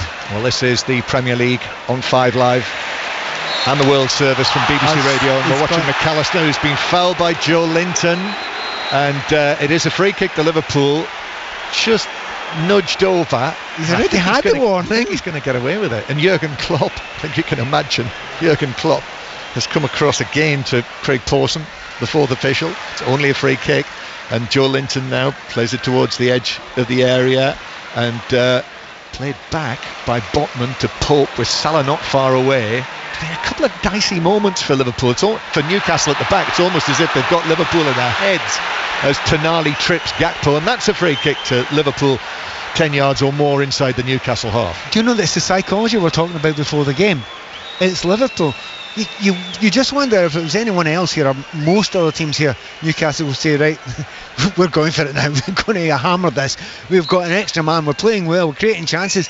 But they seem to have stepped off a little bit now. Now, don't take anything away from Liverpool, but they really seem to get a bit nervy, Newcastle. Robertson to swing in the free kick diagonally. Gomez was after it actually, but it's come off the back of the Newcastle man who was there with him, Joe Linton, and bounces behind for a Liverpool corner late in the half. So it's 1-0 Liverpool, who will be playing, well, over an hour of this match with 10 men after Van Dijk's sending off.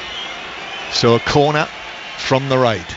They'd absolutely love Liverpool to force in an equaliser here right at the end of the first half, in the 4 minutes of added time that has been signalled. Alexander-Arnold to take the outswinger, his corner towards the back post that has gone all the way through Salah in the end. Tonali put in the challenge on him.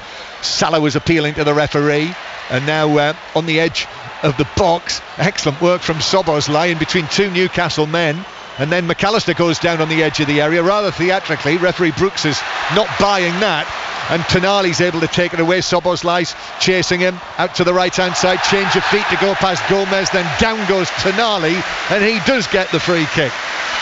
That was so clever, wasn't it, by Tonali? He had 4 players around him. It looked as if he's going to lose it on every single occasion there, but he strengthened the ball, obviously the skill as well, but his balance was brilliant, and he eventually gets the ball out and calms things down. And at this point in time, you think Newcastle will be, they're not under massive pressure, but I think they'll be happy to get in 1-0, get the nerves settled, and Eddie Howe can have a little bit of a chat with the team and say that here's where the weaknesses are, you've got to make good use of them again. Another big Rugby Union World Cup warm-up match going on today. France 7, Australia 5 is the latest score there, and in a fortnight's time the Rugby Union World Cup will be underway. In fact, now France 13, Australia 5, and comprehensive commentary and coverage from BBC Radio on 5 Live and Sports Extra during the weeks of that tournament. And indeed, actually, the normal Rugby Union Daily weekly turns into the Rugby Union Daily from Tuesday, so every day. But a throw into Liverpool halfway inside their own half in added time, and we have had the 4 minutes plus. Certainly going to be lots to talk about after this match, even just after the first half. And there is the half-time whistle, and Newcastle lead Liverpool by 1-0. The goal well taken from the former Evertonian Anthony Gordon after Trent Alexander-Arnold's little mistake let him in, and within probably 2 minutes of that, Virgil van Dijk was sent off and Liverpool were down to 10 men. And Joel Matip is just having a word with referee Brooks as he leaves the field. Andy Robertson likewise, but the players running directly towards us and down out of sight underneath the roof of the dugouts to the dressing rooms. Pat Nevin. Huge opportunity now for Newcastle. Everything they would want to happen, they've got the goal. Got an extra man now. They're actually playing pretty well. Will you ever have a better chance to go and take the 3 points off of Liverpool? Yes, Liverpool might come out with a slightly different attitude and idea in the second half now, and they have got quality players, and it is only 1 goal, so it's still in the balance. But Newcastle, they've played well, they've seen what the weaknesses are, they've made good use of those weaknesses, particularly in behind the full-back area, which we all know about Liverpool. But the second half, have they got the bravery, have they got the psychology to keep it going? That's the big thing we need to find out. So here on a very cloudy, grey, overcast Tyneside, it is Newcastle United 1, Liverpool 0 at half-time. Thank you, John. Pat, have you had a chance to look again at the Virgil van Dijk challenge that saw him sent off the tackle? There's a very good reason, Ali, why we haven't been able to do that. Yeah. And that is that they've not been able to put out the television screens for us in the commentary positions for safety reasons because of the torrential rain before the match. So everything that's happened in the first half, we've effectively had one chance to see. Let me try and describe it to you then, because I've been watching the game on a big screen here in the studio. Virgil van Dijk obviously goes to play the ball. He with the instep of his right foot, before he gets to the ball, he catches Isak, and then inadvertently his foot then goes onto the ball, which is why the ball is then cleared to the left. But Pat, the first thing he does is connect with Isak and send Isak to the floor. So to my mind, that is a foul. Yeah, no, it's a foul, and I've no great doubt the way you described it there, it's a foul. The question remains is where Isak was. He looked to me as if he was turning Van Dijk. Van Dijk had got too close. You get that close and you're going to be turned and you foul the player, then that's you. I don't think there's any great argument about it. However, I would like to see it again, because sometimes in these situations you have to slow it down. But from the naked eye, from where I was, my thoughts were, if he doesn't connect with the ball first, he has to go. Okay, that was my thoughts on it. He didn't. Pat, John, thank you very much indeed. Go and get some half-time refreshment. You can make your own minds up tonight. Match of the day, 10:30, BBC One. You can have a look at the Virgil van Dijk challenge. Sam has got in touch on the socials. Trent booked for being shoved. Van Dijk sent off for getting the ball. Are we going to get an explanation for this one? Sean doesn't agree. He asked whether it was karma for Trent Alexander-Arnold not getting the second yellow card earlier on in the game, which is true. There could have possibly been a second yellow there. So Newcastle leading 10-man Liverpool by 1-0 at half-time. Second half commentary on the way. In the Scottish Premiership today, St Mirren were held to a 2-2 draw against Aberdeen in the end, meaning they missed the chance to go top of the table. It finished Dundee 1, Hearts 0. Blackburn beat Watford by 1-0 in the Championship. We're going to get reaction shortly from what was a thrilling match at Bramall Lane, where it finished 2-1 to Manchester City against Sheffield United. Aston Villa were 3-1 winners players at Burnley earlier on today, and we're going to be in Budapest shortly for the final day of the World Athletics Championships. But first, here's the news on 5 Live with Carl Hartley. Liverpool down to 10 men. Virgil van Dijk sent off. The home team heading back out onto the pitch. That is why you can hear a thunderous roar. We'll take you back there in the company of Pat Nevin and John Murray. Thank you, Ali. Yes, welcome back here to Tyneside, to St James's Park, as the Newcastle players come out to the sound of Bladen races. The Liverpool 10 men are out there already. No changes, so Newcastle, Pope, Trippier, Cher, Botman and Byrne, Tonali, Bruno Guimaraes and Joe Linton, and then Almiron, Isak and goal scorer Gordon. And Liverpool now with Alisson in goal, then the back four of Alexander-Arnold, Matip, substitute Gomez on for the red-carded Van Dijk and Robertson, Szoboszlai, Endo and McAllister, Salah and Gakpo. Pat Nevin, former Scotland international, watching with me here. And Pat, you have now had a chance to see the Van Dijk sending off. Yeah, I mean, it happens so incredibly quickly, but Van Dijk gets himself in a terrible position, as I say, got far too tight, had been turned, and it was all about, did he get the touch on the player first or the ball? And I note there is some debate on TV about that. My looking at it is, Virgil, you got it wrong, and that's why it had to be a red card, and I was not surprised that they didn't look at it again in the VAR. Yeah, and the VAR backed up the decision of John Brooks, the referee. So Newcastle United 1, Liverpool 0 as the second half begins. And Newcastle with possession, playing from left to right as we look here, from low down behind where the two managers are standing. Newcastle attacking towards the Gallagate end, and it is Fabian Cher, the Swiss central defender. Long right-footed pass from him, but Matip gets there first, clears to the halfway line. Byrne, then to Gordon against Alexander-Arnold again, takes him on into the full-back position, gets the ball over to the near post, and Gomez diving in, just got there for Liverpool with Isak behind him, waiting for it on the edge of the 6-yard box. This is becoming a very, very difficult afternoon for Trent Alexander-Arnold, isn't it? He was on that yellow card early on. He's at fault for the goal when it was for the goal when it goes through the balls. He's covered himself, not going in the first half, but he's not stopping. The cross is going in. Simple thing you need to do. Anthony Gordon, to some degree, has got him in toast at the moment. And here is Gordon again. Newcastle getting the ball to Gordon as soon as they can. He's running at Alexander-Arnold again. He goes past him to the byline, cuts it back. Isak on the fall hits the shot at the near post from the edge of the 6-yard box. Didn't get the power on it and just really scuffed it through for Alisson to go down to his right to make the save. Yeah, he scores that goal, but it's a through ball originally by Gordon that leads to the sending off as well. Yeah, don't forget that. And he's flying at the moment. He's loving it out there, and I don't think Trent is. Gakpo though running for Liverpool beyond the centre circle, in between Tonali and Joe Linton, who sandwich him and bring him down, and that's a free kick to Liverpool. So that's another Joe Linton foul. I have to say, Joe, I can hear the surprise in your voice, and I will echo it. I mean, Liverpool fans are way up miles to the left-hand side there. I think they're in disbelief there that Joe Linton, after all his physical play so far, and the way the referee has got his cards out so far, hasn't brought one out for Joe Linton. It's a real surprise.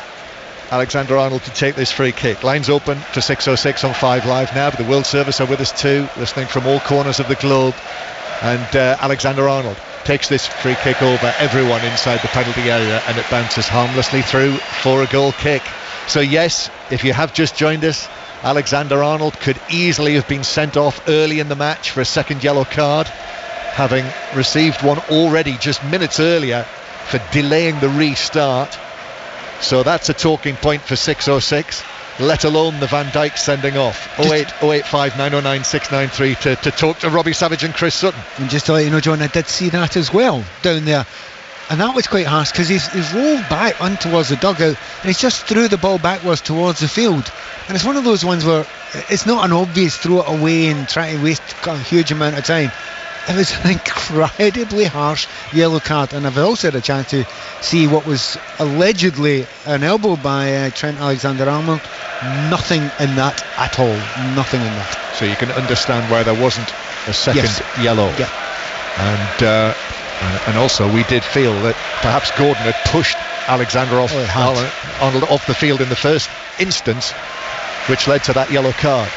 Anyway, we will, all things being well, be hearing live from Jurgen Klopp on 5 Live during the course of 6:06, and Eddie Howe as well as all the athletics as well. There'll be live athletics from Budapest during the course of 6:06 and beyond. Here's Tonali playing the ball out to the left-hand side. This time it's Joe Linton out there. Joe Linton taking on Alexander-Arnold, crossing right foot. It's gone all the way to the back post where Almiron, wastefully on his left foot, balloons that high over the crossbar, and it lands a quarter of the way up the Gallagate end in amongst dozens and dozens of black and white striped shirts. Well, I'll give him his due. The ball was bouncing, and it's almost, it's bounced so high it was like a volley when it came to him.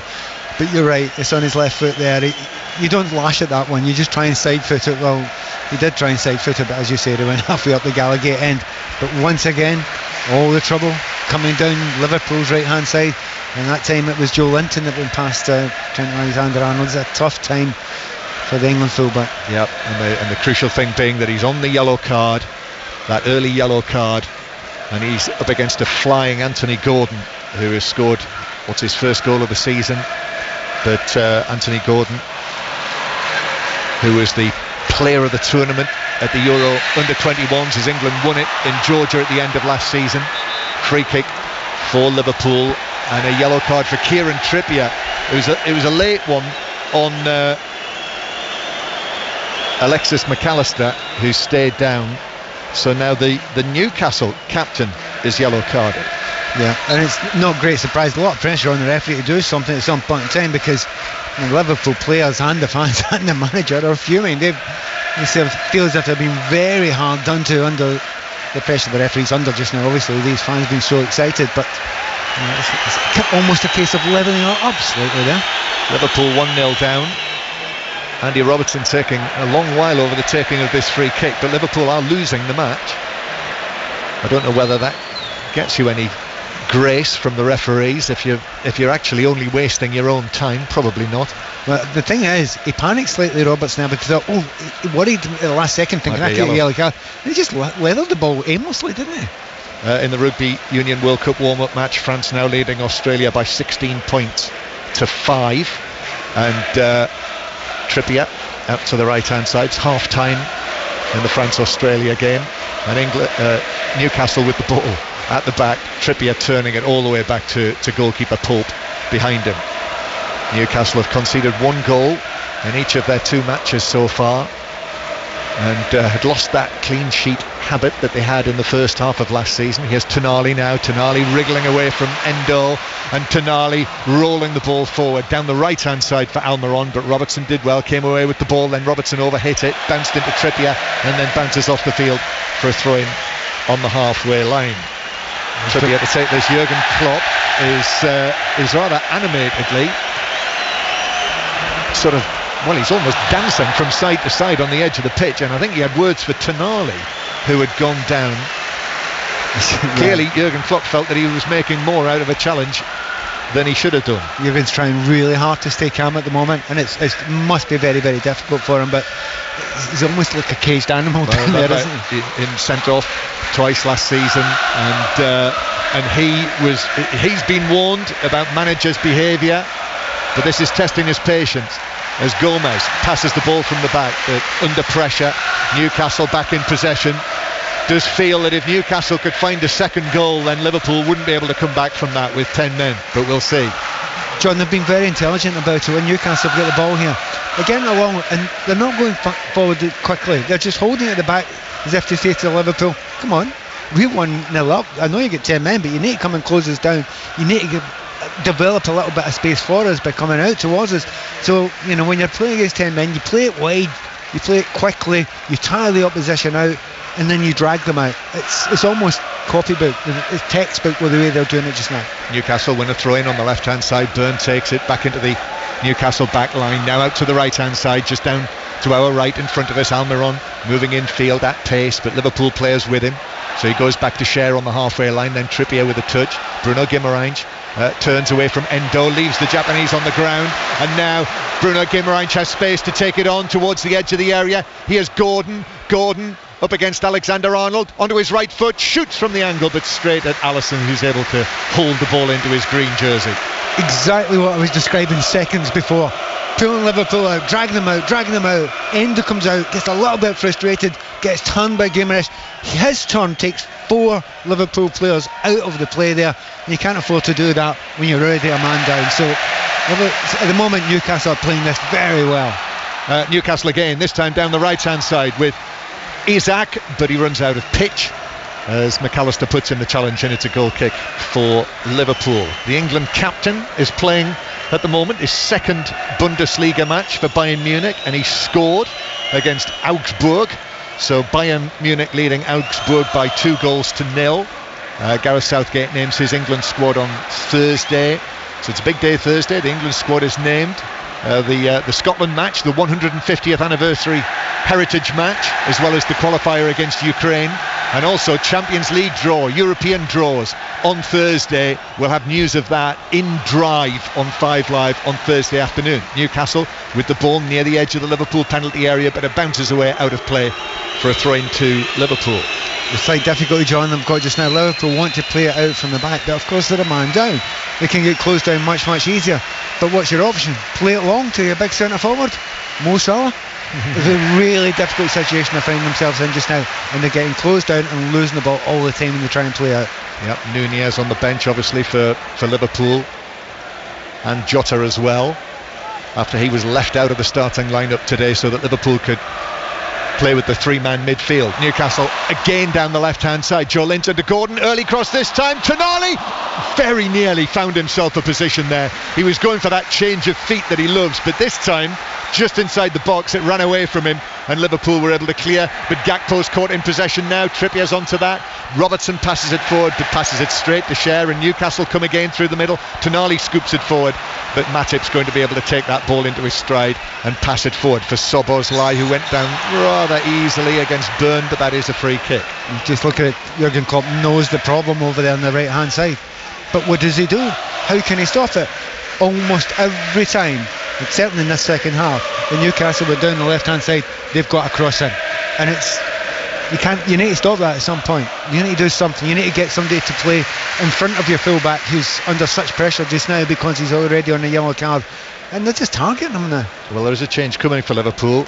Jota, I think, double change, and we'll see them once they move away from out of the cover of the dugouts. Harvey Elliott coming on as well, so Harvey Elliott and Jota. Jurgen Klopp, as Pat Nevin has suggested, feels as though he's probably had to make a change because they're being pinned right in by Newcastle with the man advantage. As Trippier plays it forward to Tonali, who's away down the right hand side. He's away from Gomez, looks up, plays the ball across to the back post, and Alexander-Arnold got there first ahead of Joe Linton and Gordon, and was able to steer it behind the far post for a corner. Yeah, and that's that brilliant covering there. There was nobody else there, but he got there. Fantastic piece of defending. Gordon takes a quick one to Byrne, back to Gordon. Now Bruno Guimaraes set himself and drilled it goalwards, but got underneath it, and it flies away high over the top of the crossbar from the angle for a goal kick. So the changes. Endo is off after his full debut for Liverpool, his first start in the Premier League, and Gakpo also makes way. So Diogo Jota coming on to join Salah up front, and yeah, it'll be interesting to see how it sorts itself out here, because it's interesting to bring on he actually holds the ball very well. It's all about getting some possession and holding on to the ball a little bit, but it's Liverpool, you're a goal down, you need to ask some questions, and it looks to me as if they're going to try and put Jota up as far as they possibly can. And obviously Salah, he's not going to be going back, fighting back as a defensive midfield player, so try and be brave about it. So Harvey Elliott playing as he likes to on the sort of right hand side of the midfield three. So now you've got Szoboszlai and McAllister back in that position as more defensive minded, which is how they've played the first couple of matches of the season. And Endo, get a word from you on his. I mean, it's been a tough one for anyone coming in on a day like this when things have conspired against Liverpool, but generally Endo. The game kind of passed him by a little bit, you have to be honest about it. If you're listening to the commentary, you've hardly heard his name being mentioned, but for the vast majority of that game, he's been outnumbered in there, and certainly the Liverpool players don't seem to know what his best attributes are at the moment, but very, very early days. It's a bit of a baptism of fire for the Japanese. Yep, Newcastle 1, Liverpool 0. Now Tonali forward towards Almiron, now to the right hand side to Trippier as Liverpool players swarm back into position. Trippier plays it to Isak, who flicks it back to Trippier. Now here's Tonali on the right hand side, black hair bobbing, plays it infield but beyond Bruno Guimaraes, hence the groans. And McAllister playing it forward to Szoboszlai, and now Newcastle have to get back into position. Szoboszlai plays it back out to the left hand side. Diogo Jota into action for the first time, looks to cross it, but Joe Linton actually arrives to intercept and put it behind for a Liverpool corner, and then asks the Newcastle fans in the Leazes end to give it a bit of noise. Corner Liverpool look. I mean, that's a great opportunity there. They should have certainly a shot on target at the end of that, but it just tells you it's only a goal. There's still every possibility. We've seen a game already earlier this afternoon that we thought was finished and wasn't at 1-0. Yep. Sheffield United, Manchester City did win it in the end with Rodri's goal. We heard from him at half time. So Szoboszlai then with the corner for Liverpool swings it in to the edge of the 6-yard box. Joe Linton got underneath that. Great delivery from Szoboszlai from the corner. He took it like a free kick. And now McAllister back to Szoboszlai, and the Hungarian does well, gets his head to it, gets it down on the ground away from Trippier, then to Jota. Jota tried to feed it back into the area to Szoboszlai, but Newcastle were able to clear it away. Still not out of their own defensive third though. Bruno Guimaraes now challenged by McAllister, and now Liverpool have got it back as a result of that, but Salah loses out to Burn, helped out by Elliott. Might have been caught there by Joe Linton, but Elliott actually jumped out of the way obligingly as the challenge came in. And now Alexander-Arnold attacking down the right for Liverpool, but the ball in is cleared by Botman. And this is a rare spell of Liverpool pressure in the second half with just under half an hour of the match to go. Live here on BBC Radio, on 5 Live and the World Service, and BBC Sounds as well to listen to the live radio. Matip to the edge of the penalty area, then back to Szoboszlai again. Salah to the right hand side, little ball in from Alexander-Arnold to Elliott, then back to the Liverpool man Alexander-Arnold, his cross into the area, that's cleared by Botman, and Newcastle are able to clear it away, but Gomez then is impeded by Isak as he was leaning forward and trying to head it forward, the Liverpool man, so that's a free kick to Liverpool. Changes have made a difference, haven't they? Massive difference. Talking about if you're down to 10 men, you still have to be able to hold on to the ball. Just before the changes, I was saying you couldn't get out from the back. You were trying to pass out to the back. The only option was to play it long. Well, there's another option, which is get players in that midfield who can hold the ball. They've done that. What a difference it's made. Robertson to play this in for Liverpool, and it's headed goalwards by Gomez in a crowd of players. Black and white either side of him stretched for it, but could only head it up and wide of the top left corner. And actually, it's probably worth making the point, as Pat says, still only one goal in it, and there is only one goal in it because of a stupendous save really by Alisson in the first half from Almiron to push the ball onto the frame of the goal. So let's not forget about that. Well, there's lots of things that will be worth watching on the highlights tonight. I don't know if there'll be anything better than that. It was such a brilliant save. Yeah, match of the day too for that.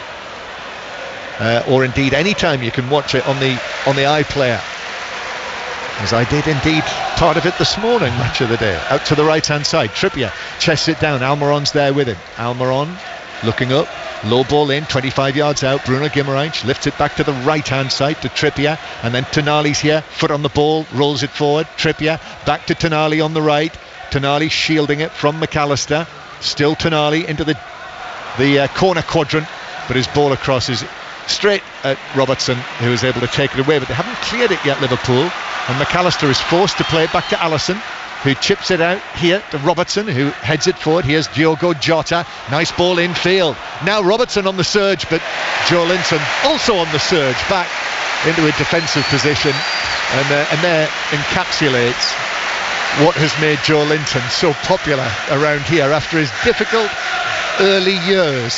Yeah, and again, I've said it so many times, said it when he was having his tough time. He's a player, but he played in the wrong position. He's just not very good when he's back to the goal. But you play him in a different position coming from deep, he was always good enough. Well, that's what Steve Bruce always used to say about him. Here's Gordon now. Gordon running towards the edge of the area. Still going. It opens up. And he sends the shot wide of the top right corner. That would have been some goal if he planted that into the top right corner. I think Harvey Barnes was warming up a wee moment ago. Just sit down again, mate, because it'd be amazing if you took Anthony Gordon off just now. He's having such a brilliant game. He just gliding past 1, 2, 3 Liverpool players. If he could have got that shot on target, it would have been one of the best goals we've seen in this early part of the season. For a moment there, that had a touch of John Barnes in the Maracana about it, but the finish was not there. And now here is Joe Linton through the middle for Tonali. Still 1-0 Newcastle lead, but Newcastle have certainly had the better of things against the 10 men after Van Dijk's first half sending off. Lines open for 606 on 5 Live to talk about all the weekend's action with Robbie Savage and Chris Sutton on 08 085 909 693. You can book your call now or via 85058 or via hashtag BBC 606. But this 5 Live in the World Service, it's stayed dry as well, mercifully, for most of the afternoon. And Cher receives it from the right. Almiron gives it back to Cher. Now down the right wing for Trippier again. And then a little trip by Jota on the Newcastle captain. Free kick on the right flank. So a chance here for Newcastle again from the set piece with, what have we got, 25 minutes to go, Pat? Yeah, with that lift that Liverpool got with the players coming on, and yeah, you could see 5, maybe pushing 10 minutes, they got a little bit of a lift. But Newcastle have calmed it down a little bit again. They've got on the ball, they've stretched those 10 men again, and Eddie Howe, I think, was very close to making changes. In the last 2 or 3 minutes he's just thought, no, it's actually going back our way again. Changes you would think would come. Oh, they will, with the players that he's got at his disposal now. New signing Lewis Hall not involved today, but a free kick for Newcastle. Trippier plays it in and a glance across the face of goal by Botman. Got up well. Matip went up with him actually, and the Dutchman could only head it wide and beyond the goal for a goal kick to Alisson. So Newcastle 1, Liverpool 0. World Athletics to follow, so there is live sport tonight. We'll also have the latest on the Tour Championship golf as well, by the way, which could have a real thrilling finish. Coverage of the Ryder Cup to come at the end of next month. The live sport we've got for you: Rugby Union World Cup, the rest of the Grand Prix, and all the top football, Champions League and all to follow. Internationals too. Here's Jota. Lovely ball through. Jota, Salah in with a chance, and that is an excellent sliding interception from Botman, who moments ago was missing the chance at the other end, and just when it seemed that Salah was in a way that we've seen him so many times over the years, but Botman with a challenge. Oh, fantastic defending there. You just thought Salah would do what he usually does, just dink, and he didn't dink. He just turned around and tried to get it on target with a low drive, and that's why Botman got there. Great defending, but just shows you, as we keep on saying, it's not over. Corner from the right, Szoboszlai in, but Nick Pope is able to come and punch it away, and it's that delivery again from Szoboszlai. It's quite tricky, that, isn't it? The way it sort of dips into the edge of the 6-yard box. Well, considering Pope early on in the game was coming for some of those crosses and wasn't getting them, he was trying to punch and missing them. He managed to punch that one, but it may well been that Liverpool have said at half time, look, he's missing one or two of those, zip it in there and ask him the question. But for Newcastle, really, that interception from Sven Botman was right up there with Alisson's save in the first half in terms of a central defender's defensive block. Liverpool come again with Salah, who plays it into the shins of Botman, and it's behind for another corner to Liverpool. Botman to the rescue. Corner from the right for Liverpool. The one's going to be the change, not for the free kick, not the corner kick actually, but they often do bring Isak off when he tires, and to bring somebody like Callum Wilson on, that's a little bit of a delight, isn't it, for these Newcastle United supporters? But they'd like him to get on at 1-0. It's going to be the Wilson-Barnes double again for Newcastle. Double change coming, but corner for Liverpool comes off Joe Linton's head, defending in his own penalty area, and that took it right across the goal and out of play for another corner to Liverpool from the left flank. So it's going to be that change that we saw in the last home match here against Aston Villa. Wilson and Barnes coming on together, and they both scored in the win against Aston Villa. Szoboszlai, it's only 1-0 right now. Szoboszlai swings it in again, and that is headed away well. I think it was Byrne who got there for Newcastle and falls over, comes back to Szoboszlai, in goes the delivery once again, and this time it's Botman who got his head to it to put it behind for a corner from the right hand side. And this is great Liverpool set piece pressure, especially down at 10 men. What they would love to have right now is Virgil van Dijk going attacking some of those balls, because they're being zapped in there. And knife edge here for Newcastle United. They're defending it okay, but he just needs one head to get on the end of it. Yep. Matip has scored a few goals from set pieces over the time for Liverpool. Joe Gomez hasn't, but he's in there. So it is an in-swinger from Robertson from the right-hand side. Here's the Liverpool corner, headed powerfully away by Dan Byrne. That was commanding. There was only one man getting that, and it was the Newcastle left back. However, Alexander-Arnold overhits a pass from centre field all the way through, and they're claiming that he was having a shot at goal. Do you know, I think it's something else that the fans were shouting there. The ball went to Pope, and on the halfway line was Alisson. They wanted Pope to go and launch and try to score from there. They wanted Pope to shoot. Exactly. Newcastle 1, Liverpool 0. 20 minutes to go. And Liverpool have had a good spell here. Newcastle waiting to make the changes. And it does feel that they just need that. The two changes Jurgen Klopp made freshened Liverpool. And Newcastle just need something. New legs, really. Robertson playing the ball across his own back line. Back out to the full-back on the right-hand side. To Alexander-Arnold. Alexander-Arnold then passing it forward.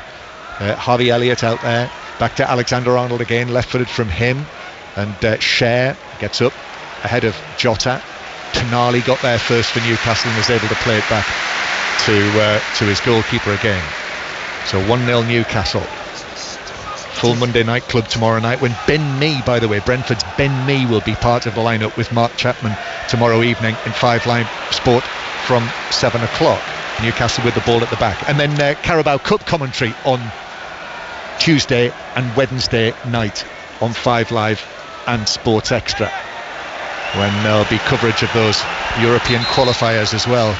Big mid-week for Rangers going to PSV as in the One Day Cup, as Newcastle make these changes. And as we expected, Isak is coming off first for Wilson. In the One Day Cup, Worcestershire chasing a big total, 307 to beat Hampshire. Worcestershire fell short, 296 for 9, and Hampshire have won by 10 runs, so Hampshire are through. And on Sports Extra, the men's 100 final continues at Lord's right now. And that's it for... it's going to be a triple change, actually, for Newcastle. Anthony Gordon coming off, and Tonali as well, so 3 changes. So Sean Longstaff coming on, as well as Barnes and Wilson.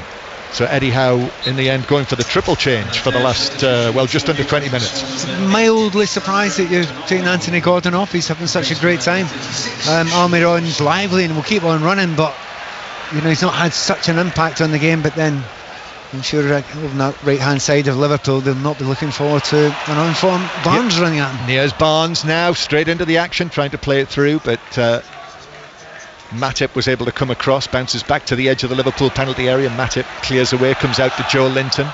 I think, having seen him this season, and it's okay, it's only 3 matches and the 2 home matches that I've seen in full, that Anthony Gordon will be part of the England equation, having done so well for the under-21s in the tournament win at the end of last season. Mind you, England are very strong in the forward position, so we'll see. Might stick with the under-21s. But Trippier playing it in field towards Bruno Guimaraes. And now here's Joe Linton back towards Bruno Guimaraes. And now Dan Byrne.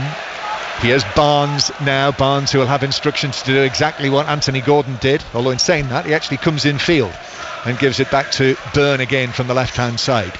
Lots of gulls circling over St James's Park. Out to the left, to the right-hand side. Almiron does well for Newcastle to keep it in. Trippier back to Almiron. And then Byrne is there as well.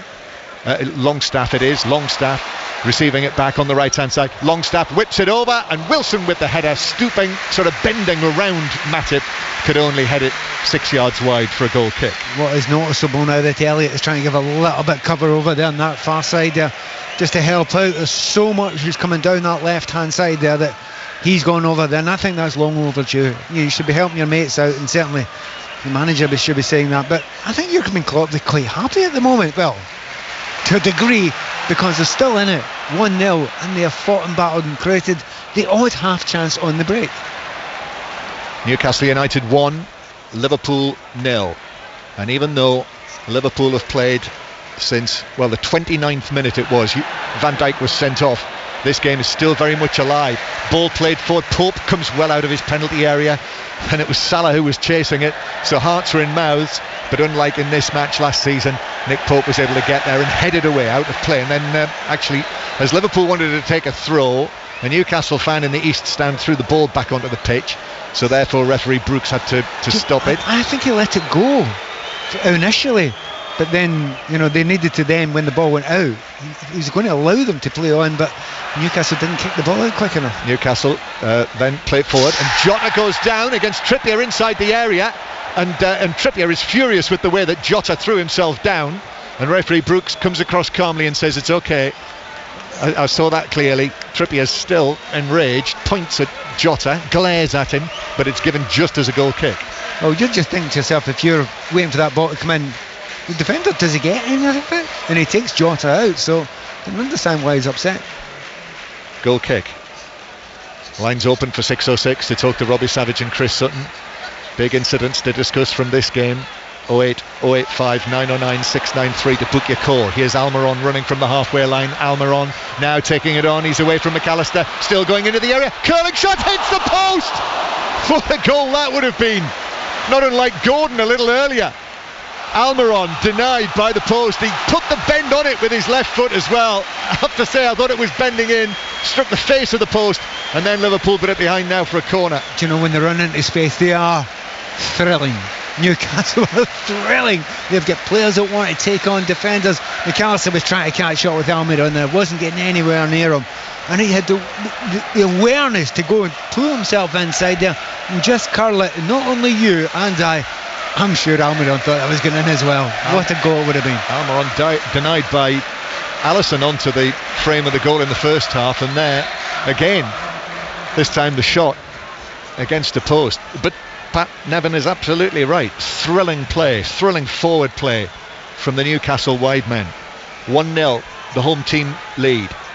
Corner they have as a result of that, which is a deep one to the back post. Alisson has actually stumbled and fallen over. It was headed back across by Joe Linton, I think, at the back, but Liverpool were able to clear out of play near the halfway line, and Jurgen Klopp is going to make another change. And actually it's Jarrell Kwanzaa who's coming on for what will be his debut, his senior competitive debut, and Darwin Núñez also coming on, so it's another double change for Liverpool. A big moment this for Jarrell Kwanzaa, who's a young man of the northwest of England, born in Warrington, England under-20 international.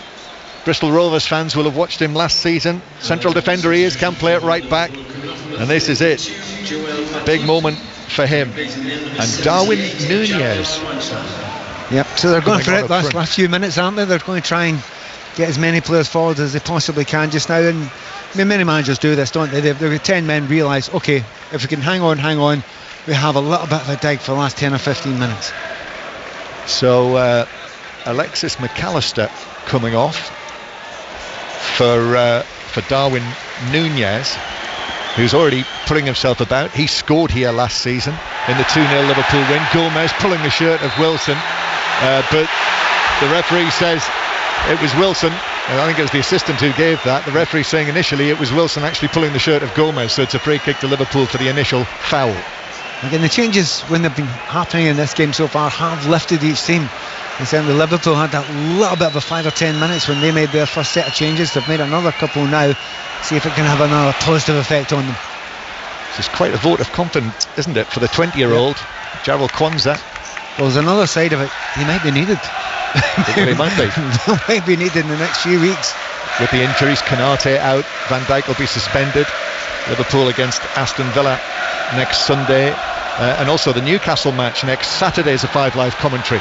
Ball forward for Nunez, who pulls it down near the edge of the area, but Newcastle were back in numbers and Byrne and Botman did the job, and now Joe Linton does well and sends away Barnes into the area on the left. Barnes looks for goal, shoots deflected right across the face of goal, and then Alisson sprinting across the 6-yard box just gets a lovely delicate touch on that with one of those black gloves to prevent it from going out for a corner. Barnes, it was his final touch there when he went down the left hand side. He was trying to get it out of his feet so he could play it across to Wilson, who would have had a tap in, and he got into the right position, but there was one final poor touch there for Barnes and he never quite got it in.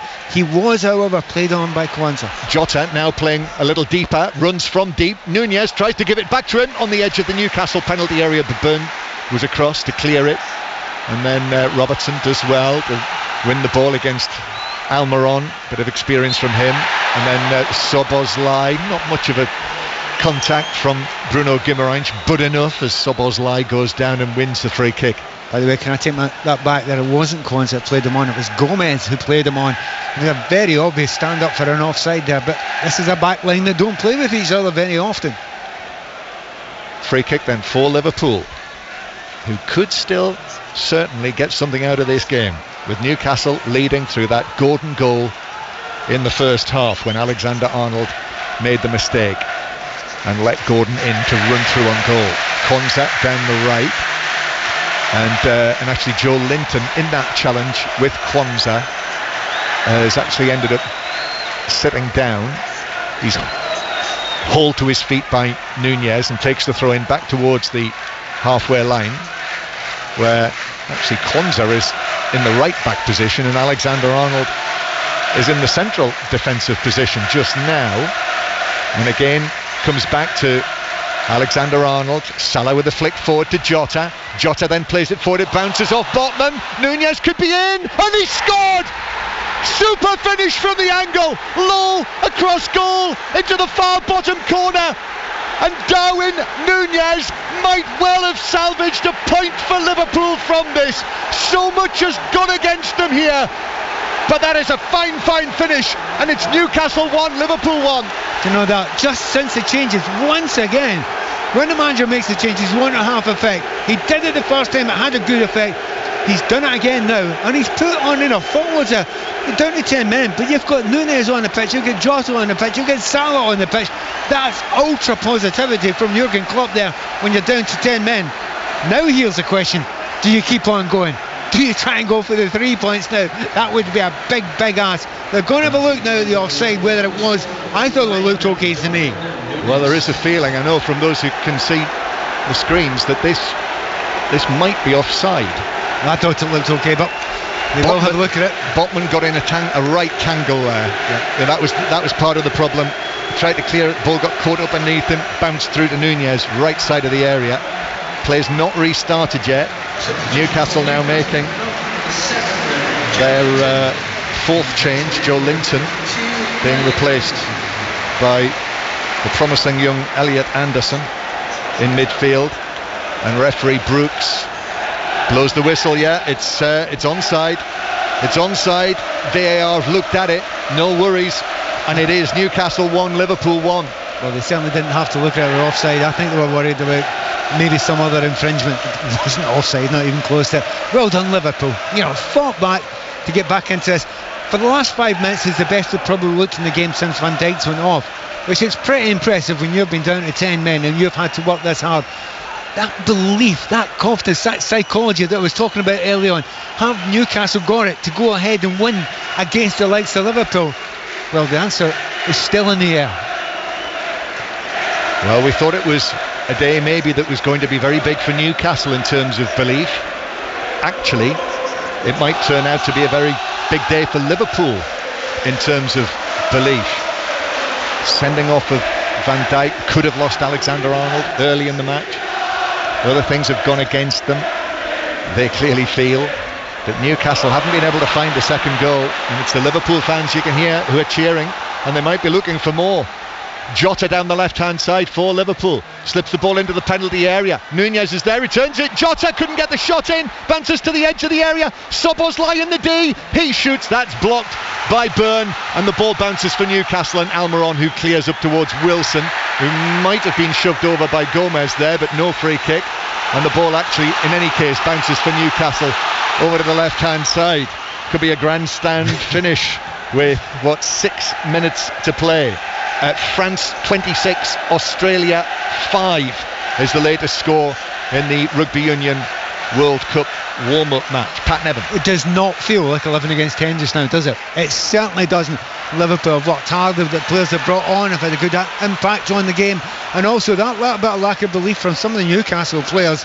Their changes haven't worked anywhere near as well as the changes that Liverpool have made just now, and there's a bit of tiredness in one or two players such as Bruno Guimaraes, who's gone down there. He's got a free kick. I think he's very lucky in that situation. I think Nunez agreed with me, but too much, and we've got a yellow card. A card for Nunez, but it was Szoboszlai with the challenge, so a yellow card for Darwin Nunez, which is a really cheap one. Free kick to Newcastle, and Trippier then plays it forward, and it's headed across goal but well wide, and actually Botman, who'd gone up for that and headed it wide, as he fell or as he was challenged, it's maybe been caught on the ankle, so we've got a stoppage in play, and the referee waves on the physio to have a look at Sven Botman. So just over 5 minutes to play. Newcastle 1, Liverpool 1, and the Liverpool fans singing the name of Darwin Nunez, who has not been in the team at the start of this season.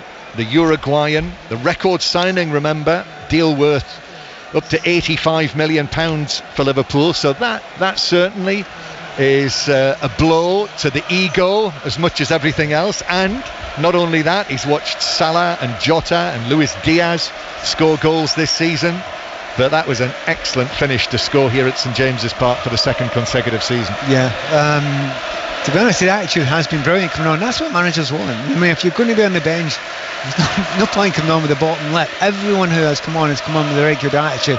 Jota particularly, he won't necessarily get the headlines here, but he's pushed the game a lot further forward. He's run Trippier back, so he's had to go and be a lot more defensive than he would rather be in this situation. That period at the start of the second half, when Newcastle could have put the entire thing to bed, they didn't. Obviously they had the post. There was a chance for Gordon as well when he was on, but you have to put Liverpool away, don't you? And they didn't manage to do that.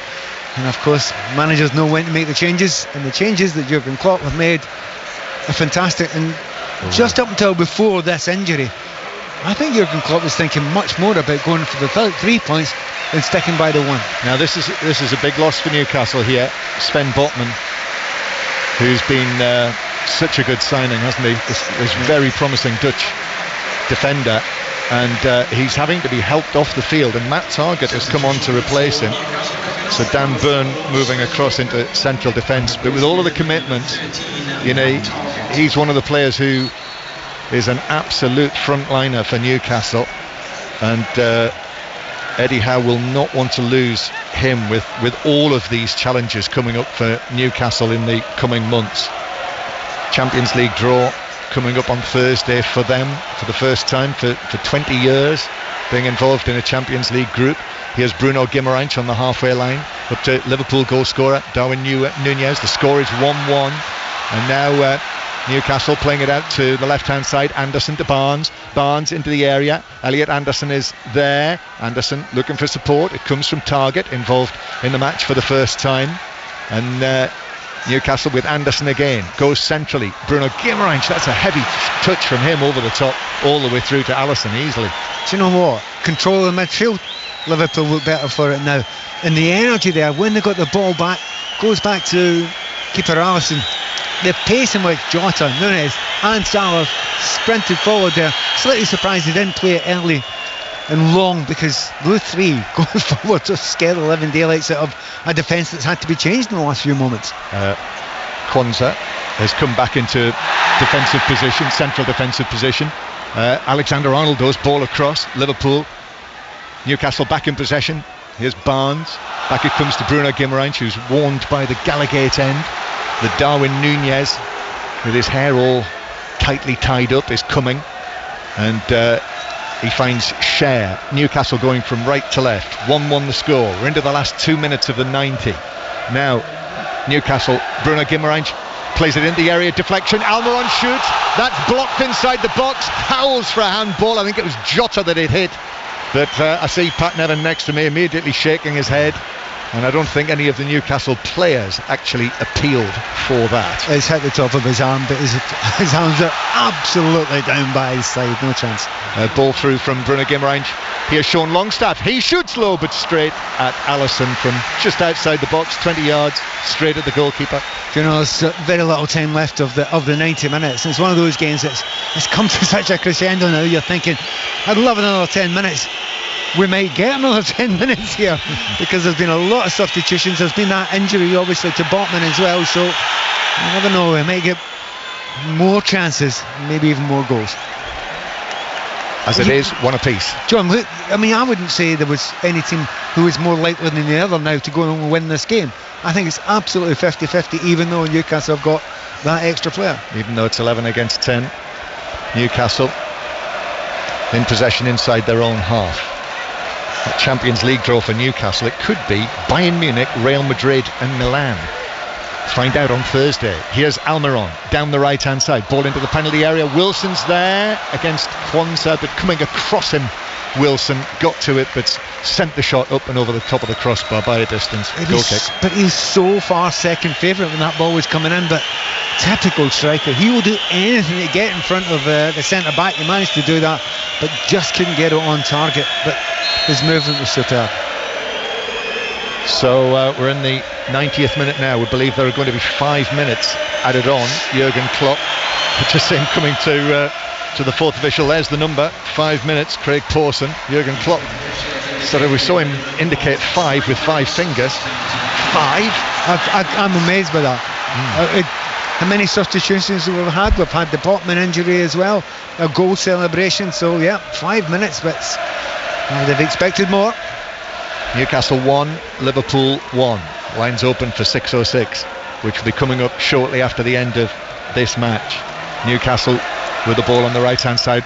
Almiron now down the line into the full-back position, but well defended by Gomez to see it behind. So it's a goal kick to Liverpool. Yep, 6:06 to follow on 5 Live. You can read about all the action today on the football pages of the BBC Sport website. Phil McNulty is just in front of us. You'll read his match report, watch it all, match of the day tonight, or on the iPlayer, and then download the Football Daily podcast on a Monday morning from BBC Sounds. Nedum Anua on it all this season on a Monday morning. Alisson now finally takes this goal kick long downfield. Jota challenges Cher. Trippier behind him, plays it back to Pope.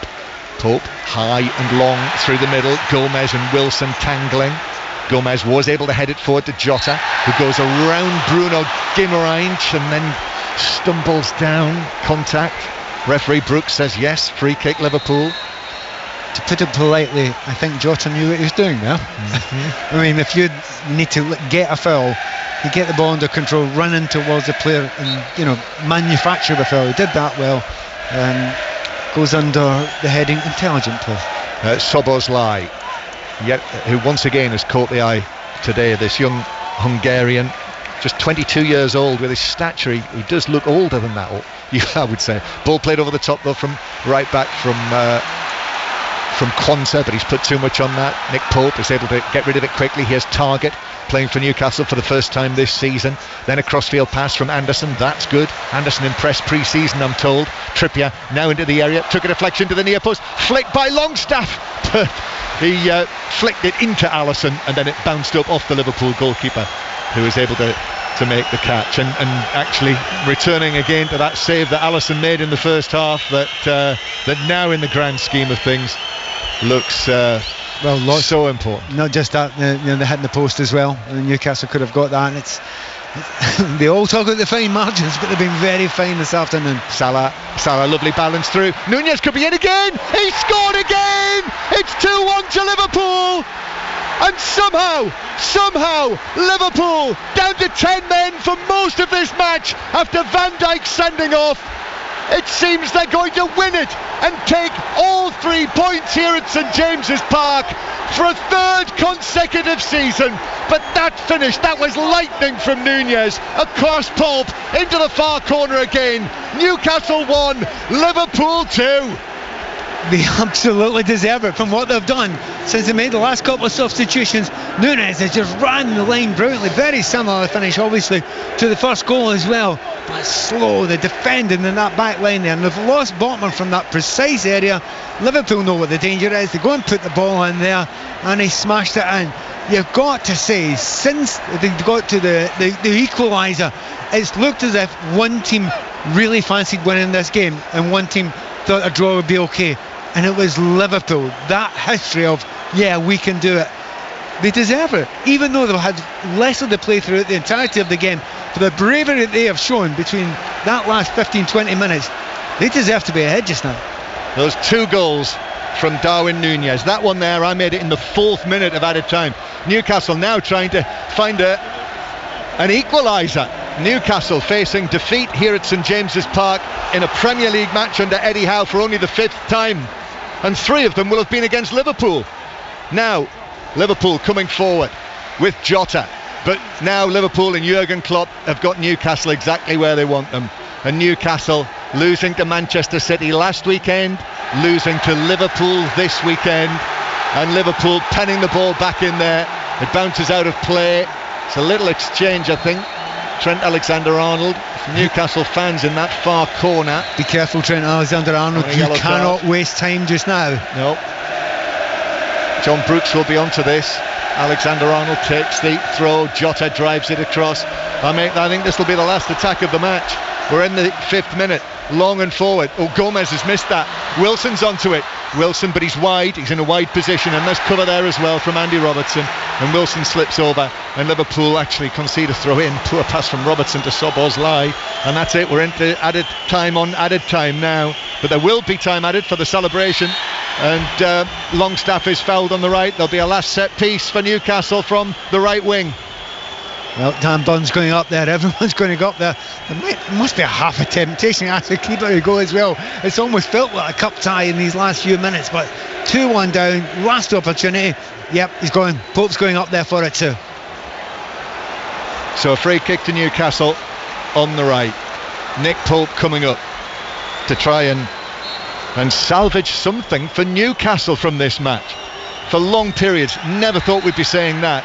And as Trippier waits to take this, Longstaff has fallen over inside the area. Whether he was tripped or whether he was pushed, we don't know. And referee Brooks says something. I think this will be the last play of the match. Last chance for Newcastle. Trippier curling it in high to the back post. Pope goes for the header, but Alisson is able to allow it to drop beyond the far post.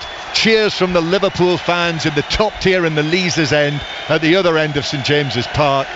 And Alisson, I think this goal kick will be the last kick of the match. And look at the Liverpool fans up to our left-hand side there.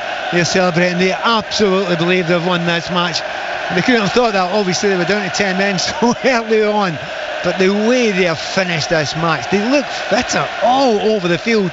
As I say, we can't underline it enough. They've got a man less, and they look the better, fitter team. There's the Alisson goal kick, and there's the final whistle at St James's Park. And we're still not out of August, but what a win this is for Liverpool.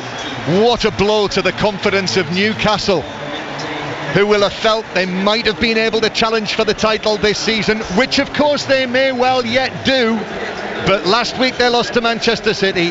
Now they've been beaten here by a Liverpool team that played, well, over an hour with 10 men after Van Dijk's sending off. But 2 super finishes by Darwin Nunez has turned it right around, and it's finished Newcastle 1, Liverpool 2, Pat Nevin. Yeah, I mean, there's so many things to pick apart from this game, and great chances from both sides. Newcastle could have had it wrapped up, should have had it wrapped up, but goalkeeping saves, hitting the post, etc. But Liverpool hung on, and they just got better and better. You sometimes have to look to the manager though. The type of changes he makes at what times. The changes he made near the end after they hung on were brilliant.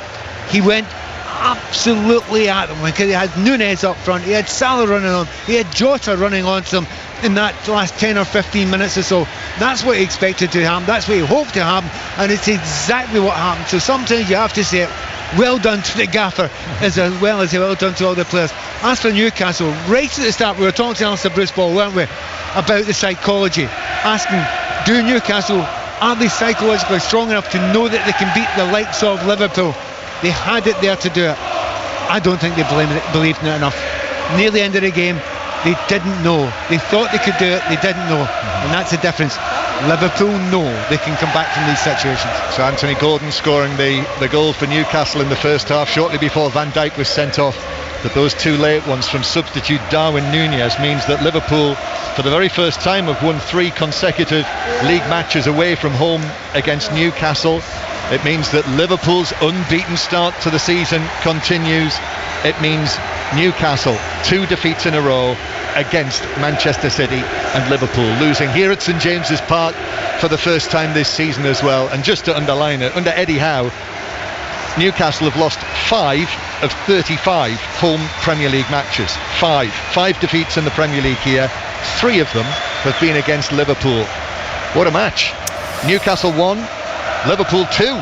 Hugely dramatic way to finish Five Lives Premier League Sunday. Lines open for 606. Chris Sutton and Robbie Savage waiting to take the calls. 08085 909 693. So Liverpool fans, Newcastle fans, they will want your thoughts this evening. Pat, the psychology you were just mentioning at the end there is so fascinating. Robbie said at half-time, Newcastle 1-0 up in control of the game. Liverpool down to 10 men. Would they have the belief? Would they have the conviction to get it done? They didn't, but again, as you say, all credit to Liverpool for the second half performance. Yeah, we asked the question at the start. I thought it was the biggest question he asked. I think John spotted something down there. Just to say, Ali, that you might have heard the cheers in the background from the Liverpool fans. We've got a triple punch of the air from Jurgen Klopp.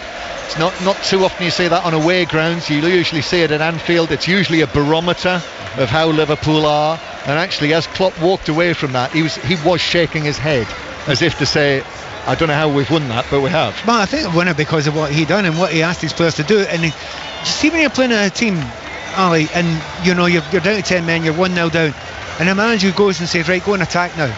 I want 3 forwards up there, go and attack them, ask them a question, see if they're brave enough. The psychological change in that is, do the opposition, do they believe in themselves enough? Can they hold the ball? Can they control the game at that point in time? And they weren't able to do that. And I really do think it comes down, you need a bit of luck now and again. And there were 1 or 2 bits of luck that Liverpool got, particularly the great save. You don't call that luck, but you hit the post. It was a brilliant chance by Almiron, and he was unlucky there. But when they had to ask themselves the question, do we know how to do this? Liverpool Football Club knows how to do it. Newcastle United don't yet know that. Okay. That's a big jump. Well, there's such a change, Ali. When we were here just a couple of weeks ago, Pat and I watching the win against the great win. What a win, an opening win against Aston Villa, and what the feeling was and mood was just watching here. Now they've lost to Manchester City and Liverpool. The way the Newcastle players have left the field with the heads down, the shoulders drooping. There was a moment, Alistair, just before Liverpool scored their equalising goal. John's doing a bit of commentary. My next line was going to be, Liverpool look as if they can take control of this game now. They've got 3 or 4 minutes now. They changed, bringing everyone will talk about bringing Núñez on, but don't forget bringing Jota on as well, what he added to it as well. And suddenly the psychology of the defence of Newcastle is, wait a minute, have they not chucked it? No, they haven't chucked it. This is Liverpool, they don't chuck it. And they had no answer to it at all at that point in time. Also, I think maybe a mistake taken off Anthony Gordon. When he went off, they were much less dangerous down that left hand side, and that made the difference to the game as well. OK, well, that's plenty to respond to for the Newcastle fans tonight on 606 08085 909 693. It's on the way shortly. John, Pat, thank you very much indeed, and Liverpool fans as well. Darwin Núñez, you spent so much money on him at the start of last season. What about those 2 finishes? Massive goals for Darwin Núñez and a fabulous win for Liverpool. Other football results you're reacting to today on 606. Champions Manchester City, late goal from Rodri saw them beat Sheffield United by 2-1 at Bramall Lane. Aston Villa 3-1 winners at Burnley. St Mirren didn't manage to go top of the Scottish Premiership. Aberdeen scored a penalty in the 100th minute of that game. It finished 2-2. Dundee beat Hearts by 1-0. Blackburn Rovers 1-0 winners at Watford. Ball-by-ball commentary, the 100, continues over on Radio 5 Sports Extra. That's the men's final underway this evening. And 6:06 on the way after the 5 Live News with Carl Hartley. Your manager is now speaking to Radio 5 Live. He's Eddie Howe. Robbie, thank you very much. Well, Eddie, having witnessed all that, how deflated are you tonight? Yeah, I'll be a sad man tonight. Really frustrating because I thought we played very well for long periods of the game. 11v11, I thought we were really good. Took the game to them, we attacked, we looked really bright, energetic, everything that we wanted to be, scored a really good goal. And yeah, the sending off changes the game, and it shouldn't change it negatively for us because of course we have the extra man, but we struggled to break them down, although the chances were there to win the game and we didn't take them. Do you feel as though that started to affect confidence the longer the game wore on? No, I didn't see a team that was lacking in confidence, anything but really. I thought Liverpool was always in the game when it was 1-0, and we played against them here last year where we had the extra man and we were excellent with 10 men. We played really well that day with the man less, and it can happen, and I don't think they were a threat in the match to our goal. It was only really set plays and those 2 chances at the end, but it's happened, it's done, and we have to deal with it and process it and move on to next week. Before we sort of come on to general performance related questions, should Trent Alexander-Arnold have been sent off in the first half? In my opinion, at that moment in time, yes. I thought it was 2 bookable offences, but the referee didn't agree. And throughout then, what about the Van Dijk incident and the denial of a clear goal scoring opportunity? Were that to be a Newcastle defender, would you have agreed or disagreed with that? I don't know. I'd need to see it again. I've only seen it live, and I thought Alex was going through and he was taken out, but yeah, it's difficult to have an opinion when you haven't seen it. Fans leaving the ground are talking about elements of the performance and just this progress that's been made, but the question mark about whether Newcastle can really mix it with teams like Liverpool. How do you respond to that? Well, the proof will be in how we play and what happens from here. I don't think you can predict what's going to happen. You have to prove it, and I think for us, I was so pleased with lots of what I saw today, but there's no happiness in me. It's all difficulty at this moment in time because you're trying to process what's happened. We feel we've thrown points away today. It's a huge frustration because they're so difficult to get in this league. May I just ask, just finally, sadly Botman, to compound things, obviously needed carrying off. What is the update there? I don't know, but he looked like an ankle problem. Joelinton had a knee problem, so yeah, wait and see how they are. And absolute final question, before he was subbed, was that Gordon's best performance in a black and white shirt? Yeah, he was outstanding today. He really was, and I'm full of praise for him and so pleased for him that he scored here in front of everybody and showed everyone what a talent he is. I think he'll only get better as well, so exciting times for him, and yeah, he can be very pleased. Eddie, thank you. Robbie, back to you. We've got to hear from the Liverpool manager Jurgen Klopp, who's with Andy Gidding. Robbie, thank you very much indeed. Well, the Liverpool manager Jurgen Klopp, you're live on Radio 5. There's a lot to digest there, isn't there? But do you feel as though that was a statement win from your team today? I'm probably too exhausted still to make this kind of statement, even to understand it in that way. It was one of the most special games I was ever part of. And I have a few, and I watched a few, and I coached a few. This was 70 minutes in a stadium like this, with 10 men, 1-0 down. I never saw something like that. And the way we did it, I think we all agree.